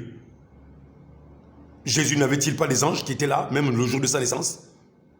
Branham n'avait-il pas des anges qui l'accompagnaient? Moïse n'a-t-il pas vu la colonne de feu, la nuée de gloire l'accompagner? Allons-y-en, allons-y-en. Un homme avec une mission de Dieu. Nous lisons aujourd'hui... Je suis venu à mission. Je vous l'ai répété, non? Je suis à mission de la part de l'Éternel pour ôter la confusion, pour enlever la stupeur, la torpeur dans laquelle la Grande Loge nous a menés dans une psychose. Avec la réhabilitation du PDG dans la même semaine que la Grande Loge française, son association de Goliath, se sont levés. La manière que vous voyez la chose physique, arrêtez, sortez de là maintenant, entrez ça dans le spirituel et vous comprendrez. Vous livrera entre mes mains. David montre sa confiance grandissante en disant à Saül qu'il va tuer Goliath. C'est une chose. C'est complètement différent de dire à Goliath qu'il le tuera et de dire que le Seigneur le fera aujourd'hui, en ajoutant qu'il le vaincra et lui prendra la tête, détail frappant et agréable. David a pris soin de dire que le Seigneur le livrerait entre mes mains. David était courageux, mais son courage venait de sa foi en Dieu. Il a compris que le Seigneur contrôlait le conflit. Tout cet incident a rendu David célèbre. Toutefois, sa motivation n'était pas un gain personnel. Il a agi par désir d'honorer et de glorifier le Seigneur plutôt que par recherche. Ma mission n'est pas la soif d'un gain. Monsieur Oligui, peuple gabonais, je suis un entrepreneur. Même si je suis en baisse d'activité, et c'était voulu de Dieu pour commencer cette émission dont il m'avait donné la vision, le songe. Aujourd'hui, je suis en train d'accomplir cela parce que si j'étais dans un chantier, je n'aurais pas eu le temps, je n'aurais pas eu toute la maîtrise et la méditation pour vous apporter les éclaircissements. Donc c'était fait à dessein. Mais maintenant que je suis en train de terminer ma mission, mon entreprise est en train de repartir. Les contrats viendront tout seuls. C'est l'Éternel qui fera pleuvoir les contrats. Et alors, je pourrai encore prendre cet argent pour aller prendre soin des prisonniers, nourrir les affamés, habiller les pauvres, acheter des médicaments à ces personnes qui n'ont rien à manger, qui n'ont rien à boire. Ces orphelins, ces pauvres et ces misérables qui souffrent. Ces pasteurs qui sont dans des champs de mission, qui ne savent pas comment faire pour s'en sortir. Alors qu'il y a des pasteurs qui s'engraissent, qui se glorifient de leur grande richesse. Ces démons, vous faites passer pour des hommes de Dieu, des hommes du diable. De reconnaissance pour lui-même. Son objectif ultime était de diffuser le message selon lequel il existe une présence divine en Israël qui doit être reconnue par tous. Quel est mon but ultime? C'est de diffuser le message. Dans quel message? Dans cette émission, Dieu parle encore. Il y a un Dieu ultime qui existe et qui fait tomber les ennemis du Gabon. C'est pourquoi je dis Jacques Denis Sanga et vous tous là, les Biouagemba, Angéline Goman, vous êtes des ennemis de la République. Nous lisons, il vous livrera entre nos mains. Remarquez encore une fois l'humilité de David. Ce n'est pas comme s'il allait me le confier. David savait que c'était notre combat, qu'il combattait au nom de tout Israël. S'il ne faisait pas confiance au Seigneur, David ferait confiance à leur place. Notre foi inébranlable en Dieu. Vous comprenez, peuple gabonais? David, sa foi, c'était la foi de la nation. La foi que j'ai, mon peuple, monsieur le président, ma nation, c'est pour le peuple. Donc ne vous inquiétez même pas, calmez-vous. Calmez vos alarmes. Mais quel hymne national? C'est quoi le problème là? C'est quoi le problème? C'est quoi le problème? C'est quoi le problème? Éblouissant et fier, le jour sublime monte, pourchassant à jamais l'injustice et la honte. La honte qu'il n'y ait personne qui défie cette grande loge française. Qu'il monte encore et qui calme nos alarmes. Alors calmez-vous. Peuple gabonais, pardon. C'est vous qui vous inquiétez. Calmez-vous. Calmez-vous. Calmez-vous. Tout va bien. Tout va bien maintenant. Calmez-vous. Et calme nos alarmes. Qu'il prône la vertu et qu'il repousse les armes. David a dit à Goliath, les autres ont des armes, on repousse ça. Moi je viens au nom de l'Éternel. Qu'est-ce qui a vaincu Goliath? C'est le nom de l'Éternel. Ce n'est même pas la pierre, c'est la foi de David dans le nom de l'Éternel. William Marion Branham dit, lorsque David a jeté la pierre, l'Éternel a récupéré la pierre. Il a jeté la pierre. Et ça a touché la partie sensible de la cuirasse de Goliath qui avait une espèce d'ouverture. De là, Goliath est tombé. Ce n'était pas la force de David, mais c'est la main de l'Éternel. Dieu a une main. Il a récupéré la pierre quand David l'a lancée. Il a récupéré la pierre dans l'air, dans l'espace. Et l'Éternel a rivé la pierre. Elle s'est enfoncée dans le cerveau de Goliath. Vous savez qui est la pierre, n'est-ce pas? C'est Jésus-Christ. Maintenant, la pierre est lancée d'ici. Et Dieu est en train de la récupérer dans l'espace, dans le temps de ce message. Il la dirige dans le front de Satan. Où qu'il se trouve, il est mené atteint. Dangereusement atteint. Dangereusement atteint. Au nom de Yahushua de Jésus. Résister au diable et à ses tentations. 1 Jean 5, 4, Bible amplifiée. Car quiconque est né de Dieu triomphe du monde. Et voici la victoire qui triomphe du monde. Notre foi. Notre foi continue et persistante en Jésus, le Fils de Dieu. La deuxième raison pour laquelle David avait du courage était qu'il s'appuyait sur des expériences passées de Dieu prenant soin de lui. Alléluia. Ainsi, David répondit à Saül lorsque le roi doutait de lui. 1 Samuel 17, 34, 37, Bible amplifiée. Mais David dit à Saül, « Ton serviteur l'ours vint et prit un agneau du troupeau. je l'ai attaqué au menton. Dit à Saül lorsque le roi doutait de lui. 1 Samuel 17, 34, 37, Bible amplifiée. Mais David dit à Saül, « Ton serviteur gardait les brebis de son père, lorsqu'un lion ou un ours vint et prit un agneau du troupeau. Je l'ai attaqué au menton, je l'ai frappé et je l'ai tué. Son serviteur tua le lion et l'ours, et ce Philistin incirconcis sera comme l'un d'eux, car il s'est moqué et a défié les armées du Dieu vivant. » David dit, « L'Éternel qui m'a délivré des griffes du lion et des griffes de l'ours me délivrera de la main de ce Philistin. » Et Saül dit à David, « Va, et l'Éternel soit avec toi. » Saül disait simplement à David qu'il était soldat depuis plus longtemps que vous n'étiez en vie. Comment gagner contre lui? Cela démontre que Saül ne considérait que les aspects physiques de la bataille, négligeant la dimension spirituelle. C'est généralement le modèle de préparation de Dieu. Il nous appelle à être fidèles là où nous sommes et utilise ensuite notre fidélité pour accomplir de plus grandes choses. Si David s'était retiré lorsqu'il avait vu le lion ou l'ours, il n'aurait pas été prêt à affronter Goliath, mais il était digne de confiance à l'époque et il le sera encore aujourd'hui. David gagne en audace au fur et à mesure que l'histoire avance. Premièrement, il a dit qu'il fallait combattre Goliath pour une juste cause. Il a donc dit qu'il combattrait Goliath. Maintenant, il dit qu'il va tuer Goliath. David n'avait aucune idée qu'il était entraîné à affronter un géant lorsqu'il était berger et combattait des lions et des ours. Nous reconnaissons rarement le dessein de Dieu dans notre préparation, mais David peut être réconforté par le fait que le Seigneur a toujours pourvu à cela et continuera de le faire. David comprit que l'aide passée de Dieu était le signe de son aide future. Saül le savait aussi. Saül avait confiance en Dieu parce qu'il avait été à ses côtés dans le passé. 2 Timothée 4, 16, 18, Bible amplifiée. Lors de ma première défense, personne ne s'est prononcé en ma faveur, mais tout le monde m'a abandonné. Que cela ne leur soit pas imputé par Dieu, mais le Seigneur m'a soutenu et m'a fortifié, de sorte que par moi le message de l'Évangile a été pleinement proclamé et que tous les païens l'ont entendu. J'ai été libéré de la gueule du lion. Le Seigneur me délivrera de toute attaque maléfique et m'emmènera sain et sauf dans son royaume céleste. À lui soit la gloire pour toujours. Amen. David est resté ferme face à la tentation de s'enfuir. Il était à portée de lance d'un homme presque 2 fois plus grand, un grand guerrier. Nous devons résister au mal et à la méchanceté même lorsque nous voulons nous échapper.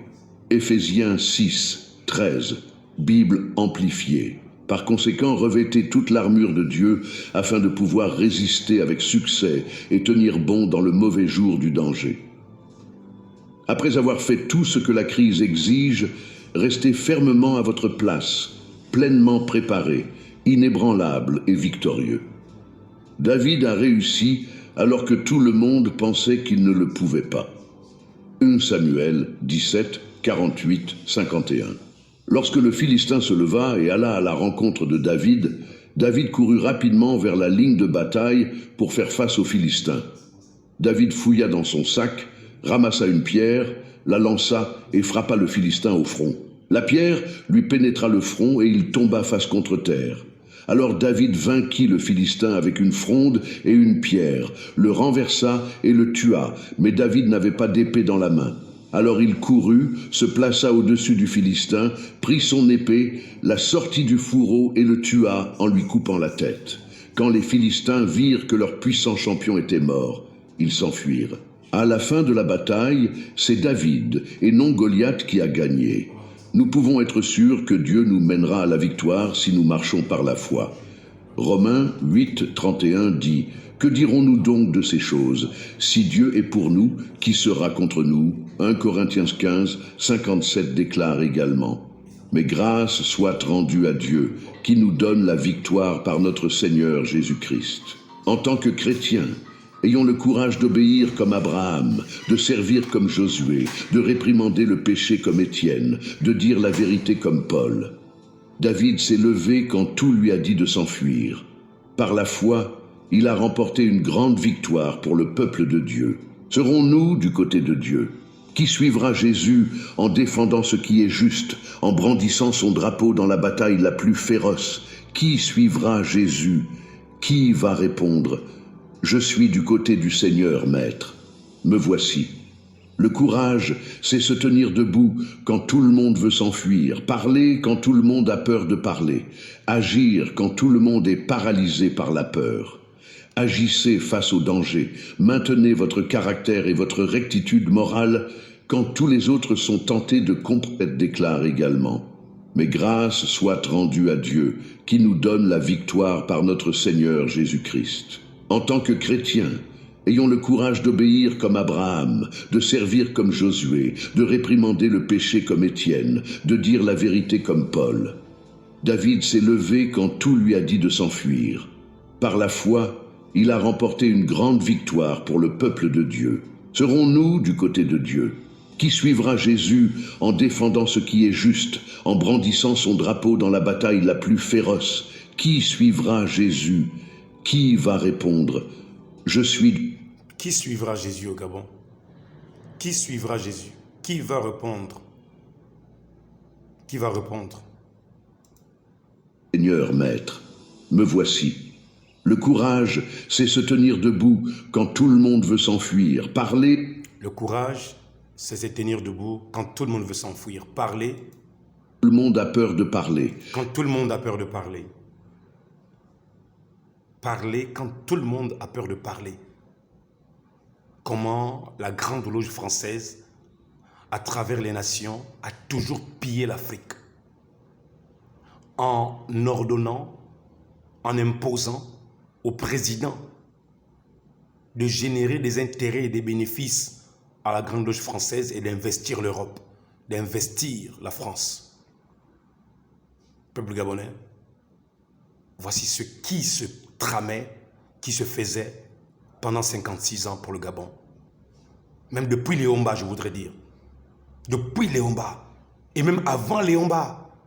Avant Léomba, depuis les colons. Depuis la traite négrière. Voici, l'Afrique a toujours été marginalisée. L'Afrique a toujours été soumise à la manipulation. Et pour gagner l'élite gabonaise, ils les font croire qu'ils peuvent les enseigner des sciences occultes. Ils les font croire qu'ils sont supérieurs à ceux qui sont les simples citoyens lambda de la société. Alors que les francs-maçons et celui qui meurt pauvre, n'ayant rien dans le ventre, ils vont tous dans la même tombe, ils vont tous sous la même terre. Si l'un a accepté Jésus, il va au ciel. Si l'autre n'a pas accepté Jésus, il va en enfer. Ma nation, ouvre tes yeux, que ta conscience s'éveille. C'est pourquoi le préambule dit, le peuple gabonais conscient de sa responsabilité devant Dieu et devant l'histoire. J'espère que ce film de David va enlever toute peur de votre cœur et que vous sachiez qu'il fallait que l'un d'entre nous se lève. Comme l'une d'entre ces personnes qui devait prendre le gilet, la bouée de sauvetage pour aller vers les autres et leur donner du secours, pour que le céleste leur vienne en aide. Côté du Seigneur, Maître, me voici. Le courage, c'est se tenir debout quand tout le monde veut s'enfuir, parler quand tout le monde a peur de parler, agir quand tout le monde est paralysé par la peur. Agissez face au danger, maintenez votre caractère et votre rectitude morale quand tous les autres sont tentés de compromettre les leurs. Nous devons comprendre quelque chose. Tout le monde a peur à un moment donné. Nous ressentons tous l'émotion de la peur. Le courage, c'est être capable de surmonter nos sentiments de peur et d'agir quand nous savons que c'est juste. Même les grandes personnes perdent parfois courage, les chrétiens ont besoin de courage. Nous sommes souvent confrontés à des défis quant à notre fidélité et avons peur. La peur incitera les gens à éviter de répondre à l'Évangile. Acte 24, 25. Dans la Bible amplifiée dit « Alors qu'ils discutaient de justice, de maîtrise de soi, de comportement honorable, d'intégrité personnelle et du jugement à venir, Félix fut effrayé et dit « Maintenant va, et quand tu le jugeras bon, je le ferai. Je vais t'aider, je t'appellerai. » La peur fera perdre leur âme aux chrétiens. Apocalypse 21, 8. Dans la Bible amplifiée déclare « Mais quant aux lâches, aux incrédules, aux abominables, qui sont dépourvus de caractère et d'intégrité personnelle et qui pratiquent ou tolèrent l'immoralité, ainsi qu'aux meurtriers, aux sorciers utilisant des drogues enivrantes, aux idolâtres et aux occultistes, ceux qui pratiquent et enseignent de fausses religions, et tous les menteurs qui déforment la vérité par aux idolâtres et aux abominables qui sont dépourvus de caractère, je t'appellerai. La peur fera perdre leur âme aux chrétiens. Apocalypse 21, 8.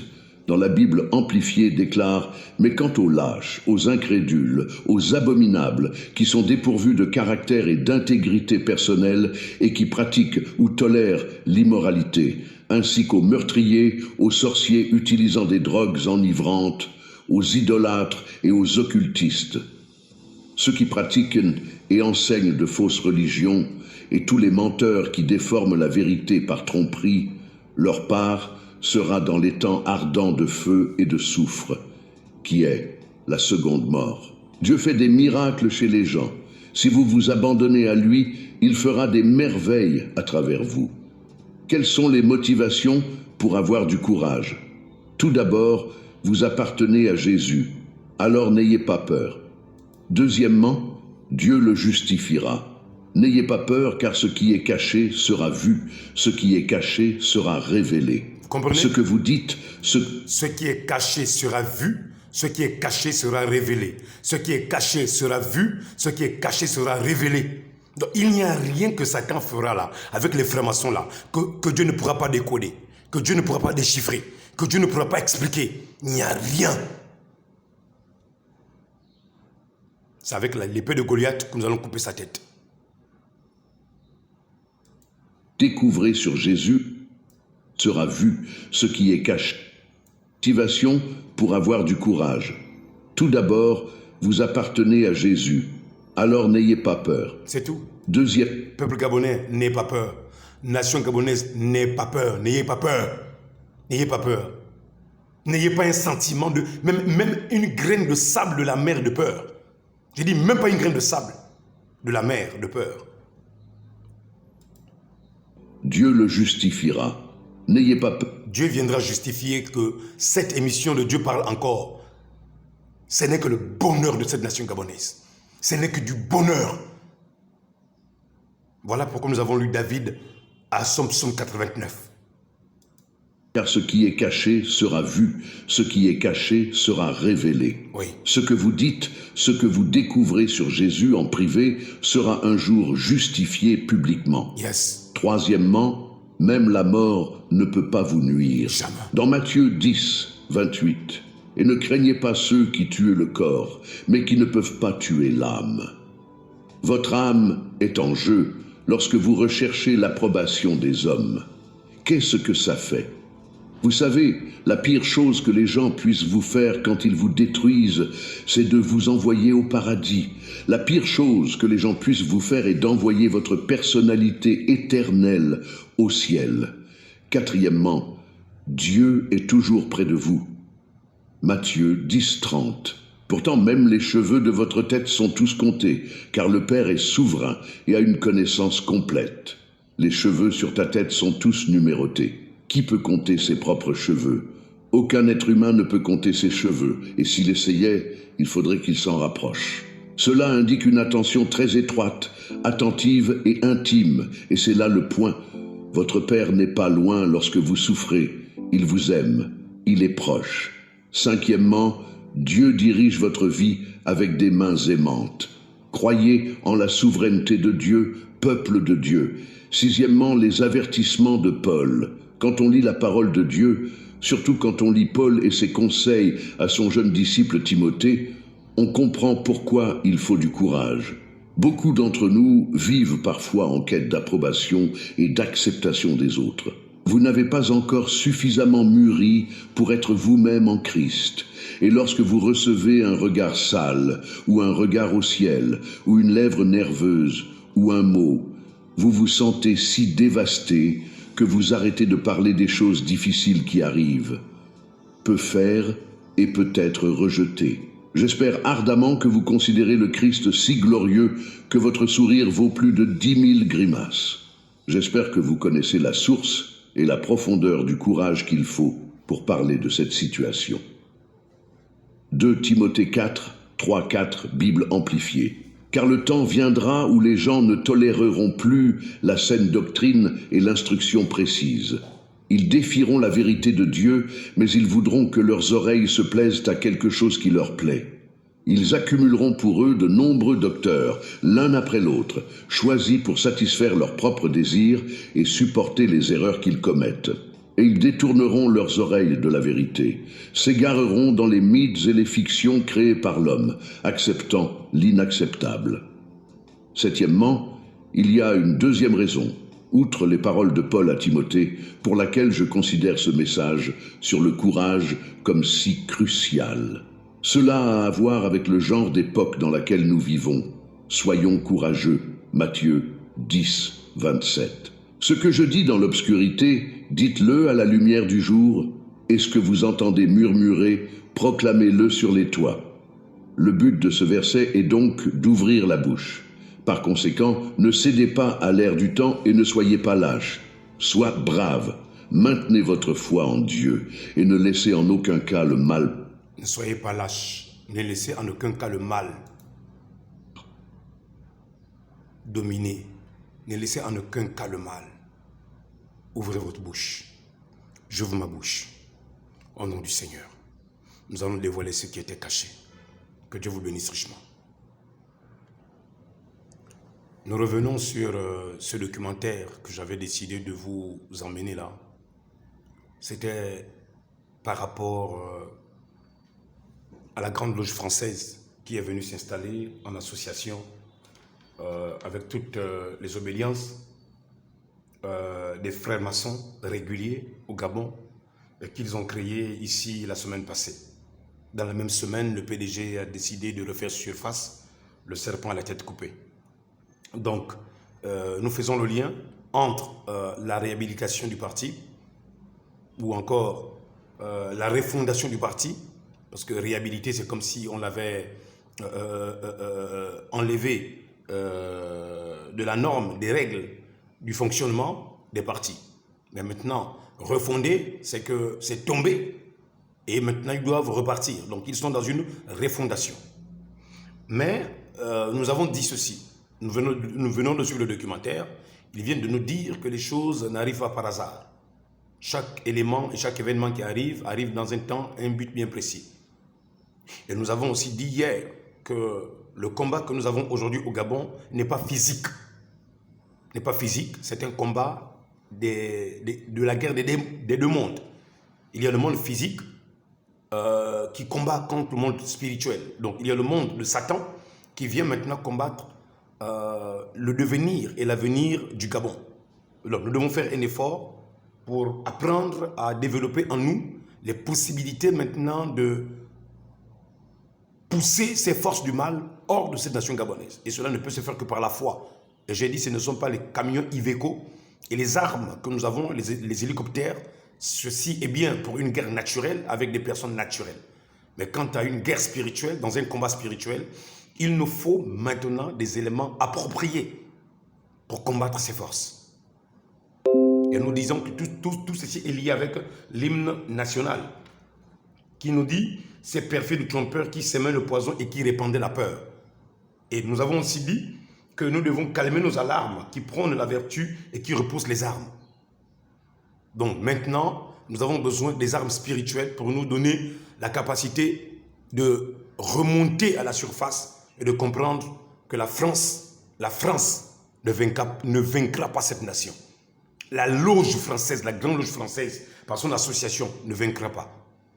Écoutez maintenant comment j'ai expliqué terre à terre que les intérêts de la France c'est quand un président est élu et qu'il se prosterne. Or, ce qui n'est pas le cas pour le président Oligui qui a refusé ça. Et j'ai dit que voici le problème du général Oligui, le problème du président de la transition. C'est ça. Et le problème du président, c'est le problème du Gabonais. Parce que si ils veulent destituer le président dans l'ordre maçonnique de manière spirituelle, c'est pour atteindre les finances du Gabon. Ils veulent atteindre les ressources minières et les trésors du Gabon. Ils savent que le Gabon est richement béni par l'Éternel. Mais maintenant, avec Jacques-Denis Tsanga, il ne bénéficie de rien du tout. Parce que l'ordre établi des maçons, c'est d'établir des présidents. Et ces présidents prêtent allégeance là et ils viennent promettre de servir les intérêts, pas du peuple. Même pas de leur famille Bongo, mais d'abord les intérêts de la franc-maçonnerie. Et quand les francs-maçons se sont rendus compte qu'il a prêté seulement, alors la France est enrichie. Les entrepreneurs français sont enrichis, les entreprises françaises sont enrichies. Pendant que nous, nos entreprises ici, même pour avoir un contrat, c'est tout un problème. Pour avoir un contrat, c'est tout un problème. Mais les francs-maçons, c'est de gré à gré. C'est de gré à gré qu'ils reçoivent des contrats. Sans respecter les procédures même des appels d'offres. Je dis bien, sans respecter les procédures des appels d'offres. C'est de gré à gré. Je sais de quoi je parle. Je suis un entrepreneur. Je sais de quoi je parle. Donc, lorsque le président Oligui a refusé de venir se prosterner là pour promettre de défendre les intérêts de la Grande Loge française, c'est-à-dire, quand vous entendez maçon, c'est-à-dire des entreprises, des constructeurs et des bâtisseurs. Voilà le problème du président maintenant. C'est le problème que lui ne sait pas qu'il est parti soulever. Il est parti soulever un panier qui pèse plus que lui. Mais il ne savait pas que ce panier-là, il y a des obligations. Et la première des obligations, c'est ça. Venir se prosterner et promettre de faire bénéficier à la France ce dont elle a toujours bénéficié depuis des générations. Hein? Voici le problème que lui, il ignorait. Mais maintenant, ça, ce n'est pas son niveau. Et je ne viens pas même faire ces vidéos, je ne viens pas enseigner ça. Je ne viens pas me battre comme David contre Goliath pour lui. Je le fais pour mon peuple. Je le fais à cause du nom de l'Éternel. Je le fais parce qu'ils veulent défier l'armée de l'Éternel. Et s'ils veulent défier l'armée de l'Éternel, alors je sors de derrière la bergerie, comme David. Moi, Ali Bongo Ondimba, présence du grand architecte de l'univers et de cette grande loge de maçons, francs et assemblée consacrée, de mon plein gré et consentement, par ceci et sur ceci, je promets solennellement que je m'acquitterai des devoirs de grand maître de la grande loge du Gabon, fidèlement et consciencieusement, avec zèle et impartialité, et au mieux de mes aptitudes, jusqu'à ce qu'un frère ait été dûment élu. Alors, le prochain frère qui devait être élu pour venir là, s'asseoir là, ce n'est pas Jacques-Denis Tsanga. C'est le président Brice Clotaire Oligui Nguema. Mais je vous ai dit quoi hier? Lui, le président de la transition, lui, il a servi avec Bongo Père. Il sait que ça, il n'y a rien dedans. Il sait que c'est une coquille vide. C'est un œuf qui n'a pas de liquide à l'intérieur. C'est un ballon, ça là, c'est un ballon qui a seulement de l'air.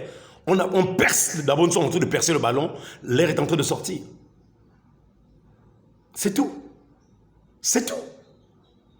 Il savait que celui-ci aussi, son frère a servi. Qu'est-ce que ça a donné? La maladie, l'AVC, ça n'a rien donné. Vous pensez qu'il devait venir là? Le président Oligui devait venir là? Pour se prosterner là devant Satan?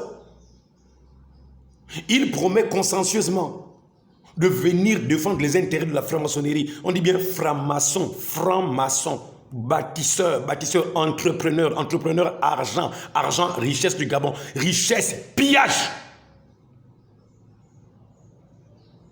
Voici votre problème, monsieur Oligui Nguema. Voici le problème du Gabon, peuple gabonais. Donc, lâcher le président, c'est lâcher le Gabon entre les mains des maçons. Maintenant, allez-y comprendre pourquoi tous les chrétiens sont condamnés à prier et à rentrer dans le réveil. Parce que je ne peux vous enseigner ça mieux que dans le réveil. Tout le monde n'a pas un téléphone.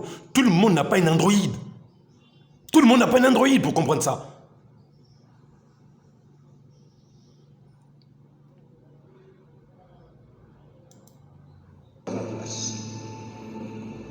Dans cette haute fonction, je ferai tout ce qui est en mon pouvoir pour servir les intérêts de la franc-maçonnerie régulière en général. Voilà, servir les intérêts de quoi? La franc-maçonnerie. Je reviens. La franc-maçonnerie, laquelle? La régulière. Et à l'époque, il n'y avait pas l'association. Mais monsieur Oligui, dites-moi pourquoi, à quel moment, pourquoi, non pas pourquoi. Oui, pourquoi, oui c'est ça. Pourquoi ils ont décidé de venir implanter l'association, c'est-à-dire la somme, l'addition des fraternités des francs-maçons, dites régulières au Gabon. Pourquoi? Si leurs intérêts ne sont pas menacés, dites-moi. Dites-moi pourquoi. Pourquoi ils viennent? Les intérêts de la franc-maçonnerie régulière en général. Les intérêts. Et de cette grande loge en particulier. Voilà. Le grand architecte de l'univers. Bon, c'est bon, blablabla, blablabla, c'est bon, on a compris. Mais on ramène, le peuple doit bien comprendre. Comment toi tu as promis ça? Les intérêts de la franc-maçonnerie régulière en général. Vous comprenez? Les intérêts de la franc-maçonnerie en général. Loge en particulier. Vous comprenez? Donc, tout ce temps qu'il était président, il servait quel intérêt? L'intérêt des Gabonais? L'intérêt des Gabonaises? L'intérêt des enfants, des fils et des filles du Gabon? Bien. Allons-y maintenant comprendre pourquoi nous sommes au mois d'Adar. Pourquoi nous sommes au mois d'Adar? À ce moment-là que la prophétie devait se réaliser, et comme elle ne s'est pas réalisée, il fait des grands festins. Comme Balthazar avant lui, il va sortir les ustensiles du temple, il va inviter les Juifs à ce festin pour fêter la non-réalisation de la prophétie de Daniel. Il va convoquer Vashti, Vashti va refuser, elle va tomber en disgrâce, il va la tuer, il va falloir chercher quelqu'un pour la remplacer. Et le hasard a fait que c'est Esther qui a été choisie. Juste après, qu'Esther rentre au palais, Mordechai, il va surprendre dans une langue étrangère que lui connaissait, un complot contre Achashverosh. Il va mettre au courant le roi, on va vérifier, effectivement, le complot il est confirmé, on va tuer les complotistes. Donc Mordechai ne va pas être récompensé tout de suite. Vous comprenez que le mois d'Adar, le mois de mars, c'est un mois où un complot avait été fait, mais la récompense, c'était maintenant au mois de mars. En fait, un complot avait été fait avant ça. Mais la récompense ne viendra qu'au mois d'Adar. Mais c'est le mois d'Adar qui est le mois qu'on appelle le mois de la délivrance. Ce que les Juifs appellent la Géoula. Nous, en français, la délivrance. Mais le complot qui avait été fait contre le roi, il n'y a que Mardoché, les Juifs l'appellent Mordechai, Mardoché, qui savait exactement ce qui se passait dans cette nation. Comme Mabiala, nous faisons le lien avec le miracle de la reine Esther, c'est-à-dire le miracle de la reine Esther là-bas, avec les Juifs, à 475 avant Jésus-Christ, et aussi Esther et miracle, et la période dans laquelle nous entrons maintenant aujourd'hui, le PDG est en train de ressurgir, la grande loge française, elle vient, elle voit ses intérêts menacés, elle se décide alors maintenant de passer à la vitesse supérieure, c'est-à-dire faire rentrer l'association, la somme des esprits qui peuvent déstabiliser le ciel gabonais dans les sphères célestes. Maintenant, nous écoutons. Là, ce sont les Juifs. Ça va juste être consigné dans les chroniques du roi. Donc Mordechai ne va pas être récompensé tout de suite. Attendez. Mais on va s'avérer contre Achashverosh. Il va mettre au courant le roi, on va vérifier, effectivement, le complot il est confirmé, on va tuer les complotistes. Donc, qu'est-ce qu'il y a de lié avec l'histoire d'Esther, peuple gabonais, et membre du CETRI, monsieur le président, membre et gabonais de la diaspora? Qu'est-ce qu'il y a de mystérieux? Qu'est-ce qu'il y a? Quel est le lien là? On parle de similitude, on parle de la concordance. Qu'est-ce qu'il y a de concordant avec l'histoire de la reine Esther? C'est un complot. Un complot contre qui? Un complot contre le CETRI. Un complot contre l'armée de l'Éternel. Mais qu'est-ce que Dieu permet? Dieu permet qu'en ce temps de la reine Esther, Mardoché, l'oncle d'Esther, arrive à déjouer le complot. Ne me prenez pas à la légère. Faites des recherches. Parce Parce que le mari d'Esther, de la nièce de Mardoché, va faire des recherches. Ils vont se rendre compte que, non, l'enfant là, quand on écoute ce qu'il dit, mais c'est vrai. Parce que lorsque les intérêts de la franc-maçonnerie sont menacés, c'est que les entreprises sont menacées. C'est que les intérêts de la France sont menacés. D'ailleurs, le président a refusé de s'asseoir sur le trône. Mais qui doit être sur le trône? C'est un président. Mais lui, il n'est pas. Non. Et ces gars-là viennent s'installer là, ils viennent en association. Juste comme ça. Non, ça sent pas bon. Pas être récompensé tout de suite, mais ça va juste être consigné dans les chroniques du roi. Donc, parallèlement à cette histoire, il y a l'ascension de Haman. Haman qui va devenir le premier ministre du roi et qui va projeter l'extermination du peuple juif. Pour ça, il va faire appel au sort. Alors, faites-moi la concordance. Qui va désirer tuer Israël? C'est là que nous parlons de Purim. Dans cette langue de l'époque, ça signifie le sort. Le pour, c'est le sort. Donc, un sort sera jeté. C'est pourquoi nous parlons maintenant de la fête de Purim. La fête de Purim dans le mois de Hadar, le mois de mars. Regardez le sort qui était arrivé à nos frères qui sont tombés dans le naufrage. Un sort avait été lancé depuis les côtes gabonaises. Un sort avait été lancé depuis les côtes gabonaises une troisième fois. Un sort avait été lancé depuis les côtes gabonaises. C'est pourquoi ceci avait été appelé la côte de la baie des rois. Et le bateau s'appelait Royal Coast. Et dans ce Royal Coast, le nom c'était Esther Miracle. Donc ce bateau disait déjà qu'il y aurait un miracle. Il y a des personnes qui mourront, mais il y a d'autres qui seront épargnées. Esther Miracle, Esther Miracle, Esther Miracle. Mais maintenant, lorsque nous évoluons au fur et à mesure que l'Éternel est en train de développer notre esprit, il est en train de dilater l'esprit. Nous comprenons maintenant mieux pourquoi il y a eu un premier ministre de l'époque. Comment il s'appelle-t-il? Bilé Binzé. Bon, celui de là-bas, de l'époque d'Esther, comment s'appelait-il? Aman. Qui en voulait à Israël? Aman. Ok. Qui est derrière tout ce qu'il y a aujourd'hui dans le PDG là? Qui est derrière tout ce qui se passe dans le PDG là? Tout ce qui tourne autour là? Qui est derrière ça? Bilé Binzé. Premier ministre. Mais faites-moi le lien. Nous parlons de la concorde, oui. Vous chantez l'hymne national, mais vous ne comprenez même pas le terme, concorde. Mais allez-y chercher. Moi, je vais avancer, pardon. Je serai obligé de faire une autre vidéo encore. Nous sommes à 1 minute 47. Allons-y d'abord. Je ramène ça ici. Premier ministre. Premier ministre. Et nous avons aujourd'hui aussi un premier ministre de l'ancien régime où Esther Miracle avait été tombée. Qui était le premier ministre? Bilé Binzé. Qui était le premier ministre? Bilé Binzé. Qui était le premier ministre? Bilé Binzé. Et qui vient encore faire ressurgir le parti Bilé Binzé. Non. Peuple gabonais. Non. Hein? Bilé Binzé.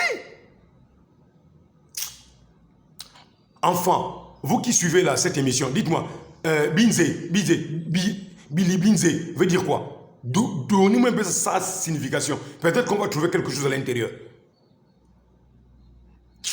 Parce que même dans les noms, il y a des significations. Et il va fixer une date d'extermination pour tout le peuple juif. Comme par hasard, le roi un soir a une insomnie. Qu'est-ce qui importe à ces gens-là? C'est l'extermination du Gabon. C'est-à-dire que même si le Gabonais, écoutez-moi bien, peuple gabonais, même si le Gabon doit être rentré en guerre pour destituer Oligui, le PDG qui est là, ils sont plus que capables. Et je vous dis, ils sont plus que capables. Vous n'avez même pas idée. C'est pourquoi ils ont fait rentrer des forces étrangères, ce qu'on appelle des démons. Et les démons vont rentrer dans la jeunesse. Cette jeunesse est manipulée par le PDG. Ils vont commencer à faire des marches. Et dans ces marches, ils vont commencer à faire des soulèvements. Et quand l'armée va commencer à tirer dessus, vous allez dire c'est l'armée qui a tiré. Et la population gabonaise va commencer à haïr le Cetri. Ne vous laissez pas manipuler. Ne vous laissez pas manipuler. C'est ce qui risque d'arriver si vous n'ouvrez pas les yeux. Les esprits qui sont venus là, les incantations qu'ils vont faire, vont oindre des jeunes garçons. Monsieur le Président, apprenez à mettre des limites à la franc-maçonnerie. Les 3 pays, je parle du Burkina Faso, je parle du Mali, je parle du Niger, ils ont pu les bouter dehors. Pour l'apaiser, il demande à ce serviteur de lui lire les chroniques du royaume. Et encore une fois, la coïncidence fait que la chronique qu'on est en train de lire, c'était celle de Mordechai, et que le roi n'avait jamais récompensé. Tout ça se passe au moment où Haman est dans les jardins du roi pour venir demander au roi la permission de tuer Mordechai. Il y a le fameux jeûne d'Esther, Esther qui va intercéder auprès de Assuérus pour essayer d'annuler le décret, et puis après le déclin de Haman, et puis le sauvetage des Juifs, etc. Cette histoire de Pourim comme on la connaît. Ce qu'il faut retenir dans cette histoire de Pourim, Haman c'est le fils de Agag, descendant de Amalek, et en fait à Pourim on combat Amalek parce que l'idéologie de Amalek c'est le hasard. C'est justement qu'il n'y a pas de Dieu. C'est-à-dire que tout ce qui arrive dans la vie, c'est des choses qui arrivent, ce sont juste des coïncidences, des enchaînements de coïncidences, mais en vérité il n'y a pas de plan, il n'y a pas de Dieu. Et c'est ça l'enjeu de Pourim, c'est qu'il y a beaucoup d'histoires qui se passent, a priori de manière hasardeuse, des coïncidences, mais qu'en fait derrière ce hasard, il y a en fait Dieu qui se cache. Le nom... Vous comprenez? Dieu se cache derrière toutes ces choses-là. Pourquoi cette émission? Pourquoi le bateau est tombé au mois d'Adar, au mois de mars? Pourquoi le PDG a refait surface? Pourquoi l'association des francs-maçons qui se sentent menacés dans leurs affaires sont venus s'installer? Pourquoi? Cet homme nous dit quoi? Je reviens juste un peu là. Comprenez, au mois de mars, qu'est-ce qui se passe? Il y a trop de coïncidences. Écoutez. Derrière ce hasard, il y a en fait Dieu qui se cache. Le nom de Esther, en fait, c'est les mêmes lettres que Astir. Ça veut dire « je me voilerai ». Donc, Esther signifie « je me voilerai ». Je me voilerai. Depuis la destruction du temple, Dieu a décidé d'intervenir dans la vie, dans les événements, de manière voilée. D'ailleurs, Dieu a décidé d'intervenir dans les temps, dans les vies des gens, de manière voilée. Et aujourd'hui, Dieu s'est voilé où ça? Dans votre frère, Joseph. Quand Dieu a voulu tuer Goliath, Dieu était voilé où ça? Dans David. Quand Dieu a voulu confondre les ennemis d'Israël, il avait oint qui ça? Jephthé, Barak, Samson. Et quand Dieu a voulu vaincre Satan, il s'est voilé en qui? En notre Seigneur et Sauveur Yahushua, Jésus. Dieu s'est toujours voilé. Dieu s'est toujours voilé. Et pour se dévoiler après. C'est pourquoi William Marion Branham, mon mentor, a prêché le message, le Dieu dévoilé devant tous. Le Dieu puissant dévoilé. Vous comprenez? Ok, allons-y. Je prends un autre. Il n'y a pas une fois où le nom de Dieu apparaît. C'est-à-dire que tout le message qu'il y a dans cette Megillah, c'est justement cette notion-là, qu'en vérité, il y a des choses qui peuvent paraître être des enchaînements logiques, des enchaînements naturels, des enchaînements de coïncidences, etc. Vous comprenez? Mais en vérité, ce n'est que Dieu qui intervient. C'est Dieu qui intervient. Il y a des enchaînements, des coïncidences, comme des logiques. Vous direz, oui, mais c'est logique, c'est logique. Quelle logique? Quelle logique? Avec vous, le gros français, là. Pour finir l'histoire, ça va être le fils de Esther et Assuérus qui va s'appeler. Ok. Je vais m'arrêter là. Je vais vous prendre autre chose sur Esther, ce mois dans lequel nous sommes. Alors, j'ai trouvé quelque chose d'autre pour vous montrer que ce mois de mars était un mois prophétique, c'était un mois du dévoilement, c'était un mois béni. Écoutons. Déguisement, lecture de la Megillah, Mishloach Manot, la fête de Pourim, c'est quoi exactement? En l'an moins 357, avant l'ère commune, le premier temple a été détruit. Depuis 70 ans, les Juifs sont dispersés en Perse et commencent à oublier leur judaïsme. C'est dans ce contexte qu'Aman, premier ministre de l'Empire, décide d'exterminer tous les Juifs sans exception et tire au sort la date du 13 Adar, d'où le nom de... Donc, tous les Juifs sont unanimes. Tous les Juifs sont unanimes. L'ennemi d'Israël, c'est le Premier ministre. L'ennemi d'Israël, c'est le Premier ministre. Allons-y maintenant dans la concordance et la similitude que je vous ai enseignée dans la révélation du dévoilement de l'hymne national que je vous ai dit, c'est une révélation. Qui sont alors ceux qui sèment le poison et qui répandent de la peur actuellement? Qui était le Premier ministre? Il est Binzé. Qui en veut aujourd'hui à la transition? Qui est en train de joindre les pieds et les mains pour déstabiliser le cétri? Le Premier ministre. C'est fort, hein? Allons-y. qui signifie sort. Sa demande est acceptée sans exception et tire au sort la date du 13 Adar, d'où le nom de Pourim qui signifie sort. Sa demande est acceptée par le roi de Suse, Assuérus, qui est marié à Esther. Son temple a été détruit. Depuis 70 ans, les Juifs sont dispersés en Perse et commencent à oublier leur judaïsme. C'est dans ce contexte qu'Aman, premier ministre de l'Empire, décide d'exterminer tous les Juifs sans exception et tire au sort la date du 13 Adar, d'où le nom de Purim qui signifie sort. Sa demande est acceptée par le roi de Suse, Assuérus, qui est marié à Esther sans savoir que celle-ci est juive. Mordechai, l'oncle d'Esther, implore tous les Juifs de Suse de prier et revenir à la Torah. Les Gabonais sont en train de quoi? De se réjouir de ce salut que l'Éternel nous a accordé le 30 août. Et nous n'avons même pas encore, passé une année, à peine quelques mois. Ils refont surface. Dites-moi pourquoi c'est M. Bilebinze qui parle dans les télévisions de l'Occident. Dites-moi pourquoi c'est lui. Expliquez-moi, peut-être que je ne comprends pas. Mais c'est peut-être vous qui ne comprenez pas. Et ouvrez les yeux. Pourquoi c'est lui qui intervient? Pourquoi? Mais c'est parce que tout est lié. L'histoire d'Israël est liée à cette nation gabonaise.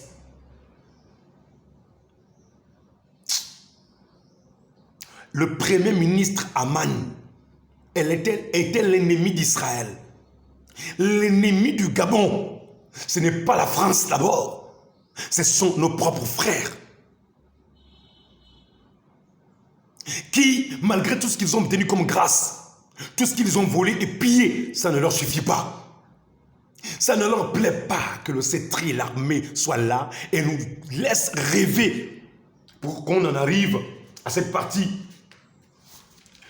Oui, que les temps heureux rêvés par nos ancêtres arrivent enfin chez nous, réjouissent les êtres et qui chassent les sorciers, ces perfides trompeurs qui sèmaient le poison et qui répandaient la peur. Ils ne veulent pas que ces rêves s'accomplissent. Mais au nom puissant de Jésus, Goliath, tu es tombé. Je ne veux plus dire tu vas tomber, tu es tombé. Tu es ridicule. Fait demander à son peuple de jeûner pendant 3 jours et tout le peuple juif retourne ainsi à la Torah et au commandement en implorant Hachem de les sauver. Puis Esther, au péril de sa vie, révèle au roi sa judéité et le complot d'Aman. Il est alors pendu et le 14 Adar... Et quoi ça? Le complot d'Aman? Attendez. La judéité et le complot... Voilà, le complot. Le complot d'Aman. Le complot d'Aman. Qu'est-ce qui se passe actuellement, frères et sœurs?